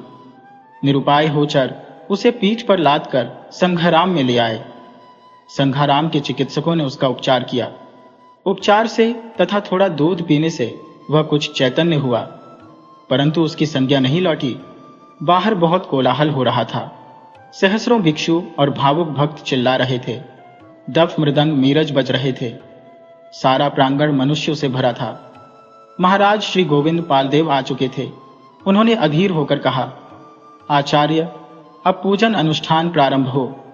आचार्य ने चिंतित स्वर में कहा, भिक्षु धर्मानुज को यहां लाओ, वह विधिवत पूजन करे। कुछ भिक्षु उसे पकड़ कर ले आए। वह गिरता पड़ता आकर मूर्ति के सम्मुख खड़ा होकर हंसने लगा। इसी समय मूर्ति का आवरण उठाया गया। मूर्ति के मुख पर दिवोदास ने दृष्टि डाली। उसे प्रतीत हुआ जैसे मूर्ति मुस्कुरा रही है। उसने फिर देखा। मूर्ति ने 2 उंगली ऊपर उठाकर कहा, झूठे। उसने स्वयं वह शब्द सुना स्पष्टतया। उसने मूर्ति के ओठों को हिलते देखा। यह देखते ही दिवोदास मूर्छित होकर मूर्ति के चरणों में गिर गया। अनुष्ठान खंडित हो गया। आचार्य वज्रसिद्धि असंयत होकर उठ खड़े हुए। सहस्र सहस्र भिक्षु नमो अरिहंताय नमो बुद्धाय चिल्ला उठे। आचार्य ने उच्च स्वर से कहा, इस विक्षिप्त भिक्षु को भीतर ले जाओ, मैं स्वयं अनुष्ठान संपूर्ण करूंगा। परंतु इसी समय मेघ गर्जन के समान एक आवाज आई, ठहरो। सहस्रों ने देखा, एक भव्य प्रशांत मूर्ति धीर स्थिर गति से चली आ रही है। उसके पीछे सुनैना वस्त्र में कुछ लपेटे हुए आई है। उनके पीछे सुखदास और वही वृद्ध ग्वाला है। लोगों ने देखा, उसी सौम्य मूर्ति के साथ महाश्रेष्ठी धनंजय भी है। सौम्य मूर्ति सबके देखते देखते वेदी पर चढ़ गई। उसने प्रतिमा के सिर पर हाथ रखा। हाथ रखते ही प्रतिमा सजीव हो गई। वह हिलने लगी। प्रतिमा में सजीवता के लक्षण देख सहस्रों कंठ भगवती वज्रतारा की जय चिल्ला उठे। प्रतिमा ने हाथ उठाकर सबको शांत और चुप रहने का संकेत किया। क्षण भर ही में सन्नाटा छा गया। मूर्ति ने वीणा की झंकार के समान मोहक स्वर में कहा, मोर भिक्षुओं, तुम जानते हो कि धर्म क्या है? सहस्रों कंठों ने विस्मित होकर कहा, माता, आप हमें धर्म की दीक्षा दीजिए। मूर्ति ने कहा, मनुष्य के प्रति मनुष्यता का व्यवहार करना सबसे बड़ा धर्म है। संसार को संसार समझना धर्म का मार्ग है। सहस्रों कंठों से निकला, मातेश्वरी वज्रतारा की जय हो। मूर्ति ने फिर वज्र सिद्धि की ओर उंगली से संकेत करके कहा, यह धर्मढोंगी पुरुष लाखों मनुष्यों को धर्म से दूर किए जा रहा है। मैं इस पाखंडी का वध करूंगी। मूर्ति ने सहसा खड्ग ऊंचा किया। जनपद स्तब्ध रह गया। भिक्षुगण चिल्ला उठे, रक्षा करो देवी, रक्षा करो। वज्र सिद्धि अब तक विमूढ़ बना खड़ा था। अब उसने मूर्ति के रूप में मंजू को पहचान कर कहा, यह देवी वज्रतारा नहीं है, ये पापिष्ठा धूत पापेश्वर के मंदिर की अधम देवदासी मंजू घोषा है। इसे बांध लो। मंजू ने कहा, वही हो, और तुमसे पूछती हो कि तुम मनुष्य को मनुष्य की भांति क्यों नहीं रहने देना चाहते? वज्र सिद्धि ने फिर गरज कर कहा, बांधो इस पापिष्ठा को। जनता में कोलाहल उठ खड़ा हुआ। सहस्रों भिक्षु रथ पर टूट पड़े। अब उस भव्य सौम्य पुरुष मूर्ति ने हाथ उठाकर कहा, सब कोई जहां हो वहीं शांत खड़े रहो। इस बार फिर सन्नाटा हो गया। उसी भव्य मूर्ति ने उच्च स्वर से पुनः कहा, मैं ज्ञानश्री मित्र हूं, तुम्हें शांत रहने को कहता हूं। आचार्य ज्ञानश्री मित्र का नाम सुनते ही सहस्र सहस्र सिर पृथ्वी पर झुक गए। महाराज गोविंदपाल देव ने उठकर साष्टांग दंडवत किया। लोग आश्चर्य विमुग्ध उस महापुरुष को देखने लगे जिसका दर्शन पाना दुर्लभ था तथा जो त्रिकालदर्शी प्रसिद्ध था। आचार्य ने देवी सुनैना को संकेत किया। उन्होंने वस्त्र में आवेष्टित बालक को मंजू की गोद में दे दिया। मंजू ने खड्ग रखकर बालक को छाती से लगाकर कहा, यह मेरा पुत्र है, जिसे वे अभागे धर्म पाखंडी पाप का फल कहते हैं, जिनके अपने पाप ही अगणित है। भिक्षुओं में फिर क्षोभ उठ खड़ा हुआ। आचार्य ज्ञान ने मेघ गर्जन के स्वर में कहा, भिक्षुओं शांत रहो। फिर उन्होंने दिवोदास के मस्तक पर हाथ रखकर कहा, उठो श्रेष्ठ पुत्र। दिवोदास जैसे गहरी नींद से जग गया हो। उसने इधर उधर आश्चर्य से देखा, फिर पुत्र को गोद में लिए मंजू को सम्मुख मुस्कुराती खड़ी देखकर बारंबार आंख मलकर कहा, यह मैं क्या देख रहा हूं? स्वप्न है या सत्य? सब सत्य है प्राणाधिक। यह तुम्हारा पुत्र है, इसका चंद्रमुख देखो। दिवोदास का लुप्त ज्ञान पीछे लौट रहा था। उसने भुनभुनाकर कहा, कैसी मीठी भाषा है, कैसे ठंडे शब्द है। आहा, कैसा सुख मिला, जैसे कलेजे में ठंडक पड़ गई। मंजू ने कहा, प्यारे प्राणेश्वर, इधर देखो। उसने दिवोदास का हाथ पकड़ लिया। दिवोदास का उस स्पर्श से चैतन्य हो जाग उठा। उसने कहा, क्या क्या तुम हो सचमुच? तो ये स्वप्न नहीं है। वह फिर आंखें मलने लगा। मंजू ने कहा, स्वामिन आर्यपुत्र, यह तुम्हारा पुत्र है, लो। मेरा पुत्र? उसने दोनों हाथ फैला दिए। पुत्र को लेकर उसने छाती से लगा लिया। वज्र सिद्धि ने एक बार फिर अपना प्रभाव प्रकट करना चाहा। उसने ललकार कर कहा, भिक्षुओं, इन धर्म विद्रोहियों को बांध लो। भिक्षुओं ने एक बार फिर शोर मचाया। वे रथ पर टूट पड़े। दिवोदास ने रोकना चाहा, परंतु वह धक्का खाकर गिर गया। सहसा महाराज गोविंदपाल देव ने खड़े होकर कहा, जो जहां है वहीं खड़ा रहे। महाराज की घोषणा सुनते ही एक बार स्तब्धता छा गई। महाराज ने सेनापति को आज्ञा दी, सेनापति, इन उन्मत्त भिक्षुओं को घेर लो। क्षण भर ही में सेना ने समस्त भिक्षु मंडली को तलवारों की छाया में ले लिया। आतंकित होकर भिक्षु मंत्र पाठ भूल गए। जनता भयभीत हो भागने की जुगत सोचने लगी। वज्रसिद्धि ने क्रुद्ध होकर कहा, महाराज, यह आप अधर्म कर रहे हैं। महाराज ने कहा, मैं यह जानना चाहता हूं आचार्य, यह कैसा धर्म कार्य हो रहा है? देव, आप धर्म व्यवस्था में बाधा मत डालिए, परंतु मैं पूछता हूं कि यह कैसी धर्म व्यवस्था है? आप अपने गुरु का अपमान कर रहे हैं। मेरी बात का उत्तर दे आचार्य। क्या आपने काशीराज से मिलकर मेरे विरुद्ध षड्यंत्र नहीं किया? श्रेष्ठीराज धनंजय के धन को हड़पने के लिए उनके पुत्र को अनिच्छा से भिक्षु बनाकर उसे गुप्त यंत्रणाएं नहीं दी है? क्या आप लिच्छविराज की गुप्त धन को पाने का षड्यंत्र नहीं रच रहे हैं? देव, इन अपमानजनक प्रश्नों का मैं उत्तर नहीं दूंगा। तो आचार्य वज्रसिद्धि, इन आरोपों के आधार पर मैं आपको आचार्य पद से च्युत करता हूं और बंदी करता हूं। उन्होंने सेनापति से ललकार कहा। सेनापति इंद्रसेन, वज्राचार्य और इनके सब साथियों को अपनी रक्षा में ले लो तथा संघाराम और उसके कोष पर राज्य का पहरा बैठा दो। तुम्हारे काम में जो भी विघ्न डाले उसे बिना विलंब खड्ग से 4 टुकड़े करके संघाराम के चारों द्वारों पर फेंक दो। सेनापति ने अपनी नंगी तलवार आचार्य के कंधे पर रखी। वज्रसिद्धि ने कहा, भिक्षुओं, ये राजा पतित हो गया है, इसे अभी मार डालो। भिक्षुओं में क्षोभ उत्पन्न हुआ। सैनिक शस्त्र लेकर आगे बढ़े। अब श्रीज्ञान ने दोनों हाथ ऊंचे करके कहा, सावधान भिक्षुओं, यह श्रीज्ञान मित्र तुम्हारे सम्मुख खड़ा है। तुमने तथागत के वचनों का अनादर किया है। बंधु प्रेम के स्थान पर रक्तपात, अहिंसा के स्थान पर मांसाहार, संयम के स्थान पर व्यभिचार और त्याग के स्थान पर लोभ ग्रहण किया है, जिससे तुम्हारे चारों व्रत भंग हो गए हैं। तुमने भिक्षु वेश को कलंकित किया है और तथागत के पवित्र नाम को कलुषित किया है। मैं तुम्हें आदेश देता हूं कि अपने आचरणों को सुधारो या भिक्षु वेश त्याग दो। सहस्र सहस्र भिक्षु श्रीज्ञान के सम्मुख घुटनों के बल बैठ गए। महाराज ने कहा, भिक्षुओं, तुम्हारे अनाचार की बहुत बातें मैंने सुनी है। प्रजा तुम्हारे अत्याचारों से तंग है। तुम्हारे गुरु घंटाल का भंडाफोड़ हो गया है। मैं चाहता हूं भगवान श्रीज्ञान के आदेश का पालन करो, अपने अपने स्थान को लौट जाओ। भिक्षुओं ने एक स्वर से महाराज और ज्ञानश्री मित्र का जय जयकार किया। महाराजा ने कहा, श्रेष्ठी धनंजय, आओ अपने पुत्र पौत्र और पुत्र वधू को आशीर्वाद दो। धनंजय दौड़कर पुत्र से लिपट गया। दिवोदास ने पिता के चरणों में गिरकर अभिवादन किया। मंजू ने भी सबको प्रणाम किया और बच्चे को श्वशुर की गोद में दे दिया। महाराज ने कहा, श्रेष्ठीराज, यह सौभाग्य तुम्हें भगवान श्री ज्ञान की कृपा से मिला है। उन्होंने मंजू घोषा और उसके पुत्र की प्राण रक्षा की और बड़े कौशल से मूर्ति के स्थान पर उसे प्रकट किया। सुनयना ने करबद्ध होकर कहा, तो भगवान, आप ही मेरे बच्चे के चोर हैं। ये कार्य भी मुझ वीतराग पुरुष को करना पड़ा। जब मंजू को मैंने जंगल में असहाय वृक्ष के नीचे मूर्छितावस्था में पड़ा देखा तो उसे मैं अपने आश्रम में उठा लाया। उपचार से वह स्वस्थ हुई तो बच्चे के लिए उसने बहुत आफत मचाई। मैं जानता था कि तुम राज्य से बच्चा मुझे न दोगी। मंजू का जीवित रहना मैं तुम पर प्रकट करना नहीं चाहता था, इसी से चौर्य कार्य मुझे करना पड़ा। अब बुद्ध शरणम। भगवान, मैं तो ऐसी अंधी हो गई कि पुत्री को आरक्षित छोड़कर भाग निकली, परंतु मुझे बालक की रक्षा का विचार था।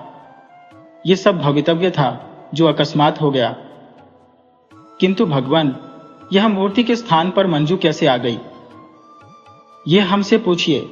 सुखदास ने आगे बढ़कर कहा, हम लोग जब स्थान आदि की सुव्यवस्था करके वृक्ष के निकट पहुंचे तो वहां कोई न था।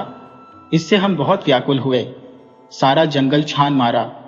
तब भगवान के हमें दर्शन हुए और जब मंजू को हमारी देख रेख में छोड़कर भगवान बच्चा चुराने के लिए गए तो हमने मिलकर यह योजना बना ली। फिर तो मूर्ति को अपने स्थान से हटाकर वहां मंजू को बैठा देना आसान था, परंतु चमत्कार खूब हुआ। यह कहकर सुखदास हंसने लगा। सभी लोग हंस दिए। सुखदास ने वृद्ध ग्वाले की ओर संकेत करके कहा, इन महात्मा ने प्राणपण से मंजू की सेवा करके प्राण बचाए। हमारी योजना न सफल होती यदि यह मदद न करते। ग्वाले ने चुपचाप सबको हाथ जोड़ दिए। आचार्य श्री ज्ञान ने कहा, यह सब विधि का विधान है लिच्छवी राजमहिषी। राजा ने अकचका कर कहा, यह आपने क्या शब्द कहा? लिच्छवी राजमहिषी कौन? महाराज, यह देवी सुनयना लिच्छविराज श्री नृसिंहदेव की पट्टराज महिषी कीर्ति देवी है, जिन्हें काशीराज ने छल से मारकर उनके राज्य को विध्वंस किया था। मंजू घोषा इन्हीं की पुत्री है। महाराज ने कहा, महारानी, इस राज्य में मैं आपका स्वागत करता हूं और राजकुमारी, आपका भी तथा कुमार को मैं वैशाली का राजा घोषित करता हूं और उनके लिए यह तलवार अर्पित करता हूं जो शीघ्र काशीराज से उनका बदला लेगी। रानी ने कहा, हम दोनों माता पुत्री कृतार्थ हुई। महाराज, आपकी जय हो। अब इस शुभ अवसर पर यह तुच्छ भेंट मैं दिवोदास को अर्पण करती हो। उसने अपने कंठ से एक ताबीज निकालकर दिवोदास के हाथ में देते हुए कहा, इसमें उस गुप्त रत्न कोश का बीजक है जिसका धन 7 करोड़ स्वर्ण मुद्रा है। पुत्र, मुझ अभागिन विधवा का यह तुच्छ दहेज स्वीकार करो। श्रेष्ठी धनंजय ने आगे बढ़कर कहा, महारानी, आपने मुझे और मेरे पुत्र को धन्य कर दिया। आचार्य श्री ज्ञान ने हाथ उठाकर कहा, आप सबका कल्याण हो। आज से मैं आचार्य शाक्य श्रीभद्र को इस महाविहार का कुलपति नियुक्त करता हो। महाराज ने स्वीकार किया और सबने आचार्य को प्रणाम किया और अपने गंतव्य स्थान की ओर चले गए। आचार्य शाक्य श्रीभद्र महायान के आचार्य थे, शून्यवाद के परम पंडित थे।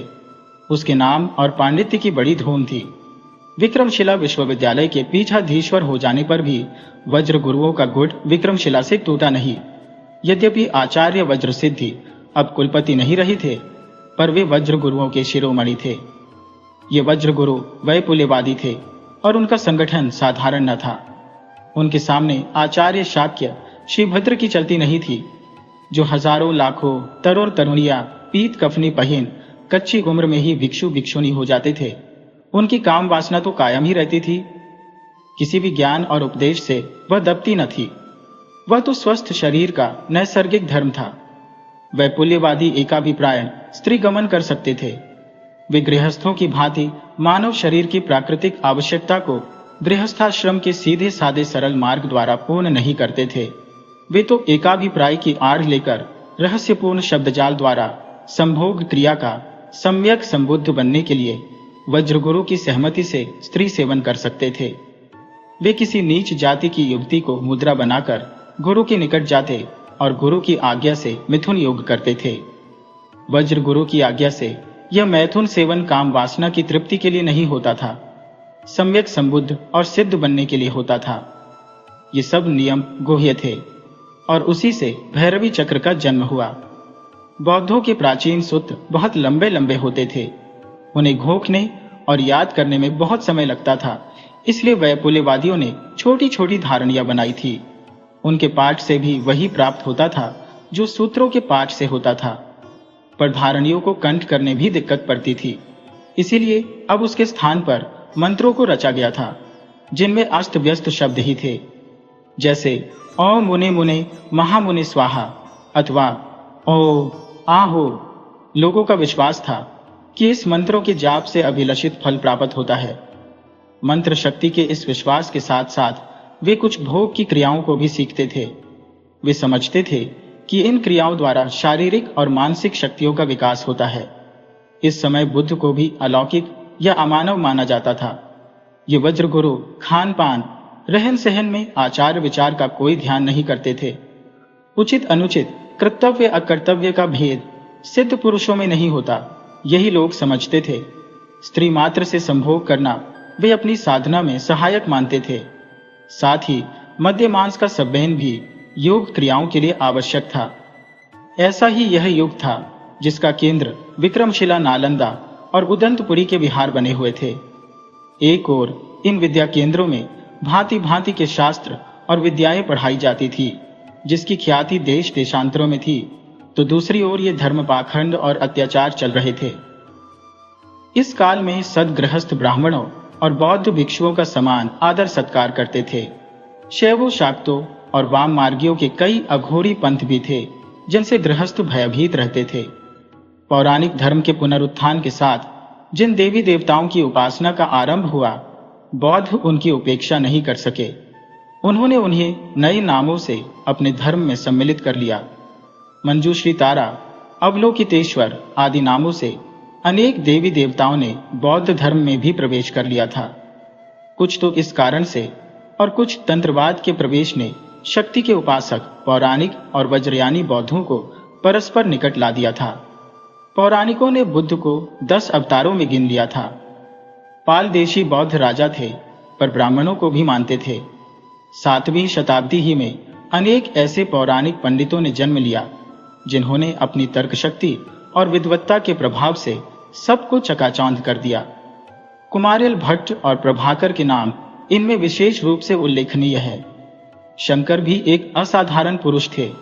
इनके कारण बौद्ध भिक्षुओं का प्रताप कम अवश्य पड़ गया था, पर बौद्ध संघ को स्थापित हुए 1000 साल से भी ऊपर हो चुके थे। उनके मठों में अतुल संपदा जमा हो गई थी और मगध के विहारों में हजारों भिक्षु निश्चिंत होकर आनंद के साथ जीवन व्यतीत करते थे। वे केवल अब नाम के भिक्षु थे। भिक्षा मांगने, भिक्षा पात्र लेकर उन्हें अब लोगों के घर जाना नहीं पड़ता था। इधर आश्रमों और मठों के रहने वाले सन्यासियों में भी स्फूर्ति उदय हुई थी। इससे भारत में उस समय बौद्धों के प्रति उदासीनता बढ़ती जाती थी। परंतु 8वीं शताब्दी से 12वीं शताब्दी तक 500 वर्षों में वज्रयान ने एक प्रकार से सारी ही भारतीय जनता को कामी, व्यसनी, शराबी और अंधविश्वासी बना दिया था। राजा लोग तो अब भी किसी सिद्धाचार्य और उनके तांत्रिक शिष्यों की पलटने साथ रखते थे, जिन पर भारी खर्च किया जाता था। ईस्वी सन 1192 में तराइन की रणस्थली में चौहान कुल कमल दिवाकर पृथ्वीराज का सौभाग्य सूर्य अस्त हुआ। इसके 2 वर्ष बाद चंदोबर की भूमि में कन्नौज के जयचंद्र को भी मुस्लिम तलवार का पानी पी खेत रहना पड़ा। इसके बाद हिंदू संस्कृति के एकमात्र गढ़ बनारस पर मुस्लिम तलवार जा धमकी। इसके 3 बरस बाद ही मोहम्मद घोरी का एक गुलाम सेनानायक मोहम्मद बिन वाकुपार केवल 5000 सवार लेकर बिहार में जा धमका। जहां इस समय बौद्ध विहारों और विद्या केंद्रों की भरमार थी, वहां तुर्कों ने अपने चिरशत्रु पीत कफनी पहने और सिर मुड़ाए बुत परस्तों को देखा, जिनका उन्हें कटु अनुभव था। जब तुर्कों ने मध्य एशिया पर आक्रमण किए थे, तब वहां के भिक्षुओं ने उनसे कठिन लोहा लिया था। वे अपने इन चिर शत्रुओं पर टूट पड़े, जिनके धर्म की जड़ अनाचार से खोखली हो चली थी। उन्होंने गाजर मूली की भांति सबको काट डाला। एक भी घुटे सिर वाली को जीवित न छोड़ा। पालवंशी दुर्बल राजा अनायास ही परास्त हो गए। नालंदा, विक्रमशिला और उदंतपुरी के विहारों को लूटकर और जलाकर उन्होंने खाकस्याह कर दिया। वहां की दुर्लभ पुस्तकालय भी उन्होंने जलाकर भस्म के ढेर कर दिए और वहां से असंख्य धन रत्न लेकर वह आगे बढ़े। बंगाल की राजधानी नदिया में मोहम्मद ने केवल 12 सवारों के साथ प्रवेश किया। लोगों ने उन्हें घोड़ों का सौदागर समझा, पर जब उन्होंने राजद्वार पर जाकर मारकाट मचाई तो भगदड़ मच गई। बंगाल का राजा परम माहेश्वर लक्ष्मण सेन उस समय भोजन कर रहा था। वह शोर सुनकर बदहवास हो गया। उससे कुछ भी करते न बन पड़ा और महल के पिछले द्वार से निकल भागा। केवल 12 मुस्लिम तलवारों ने बंगाल को विजय कर लिया। शाक्य श्रीभद्र विक्रमशिला विश्वविद्यालय के ध्वस्त होने के बाद भागकर पूर्वी बंगाल के जगततला विहार में पहुंचे। जब वहां भी तुर्कों की तलवार गई तो वे अपने शिष्यों के साथ भागकर नेपाल चले गए। उनके आने की खबर सुनकर तिब्बत के सामंत कीर्तिध्वज ने उन्हें अपने यहाँ निमंत्रित किया। वहां वे बहुत वर्षों तक रहे।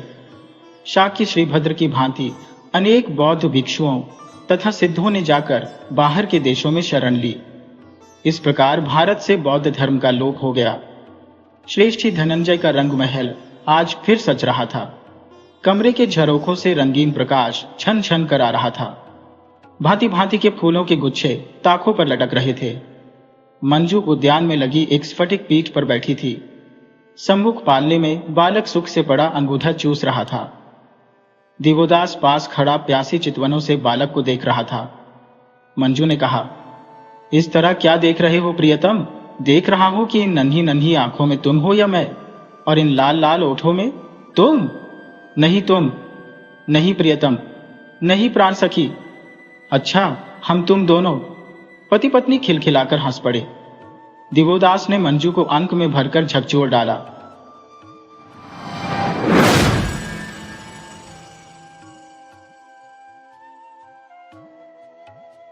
वीडियो अच्छी लगी हो तो इसे लाइक करें और ऐसी ही मजेदार कहानियों के लिए चैनल को सब्सक्राइब करें और बेल आइकन दबाएं। ज़्यादा से ज़्यादा अपने दोस्तों को शेयर करें। धन्यवाद।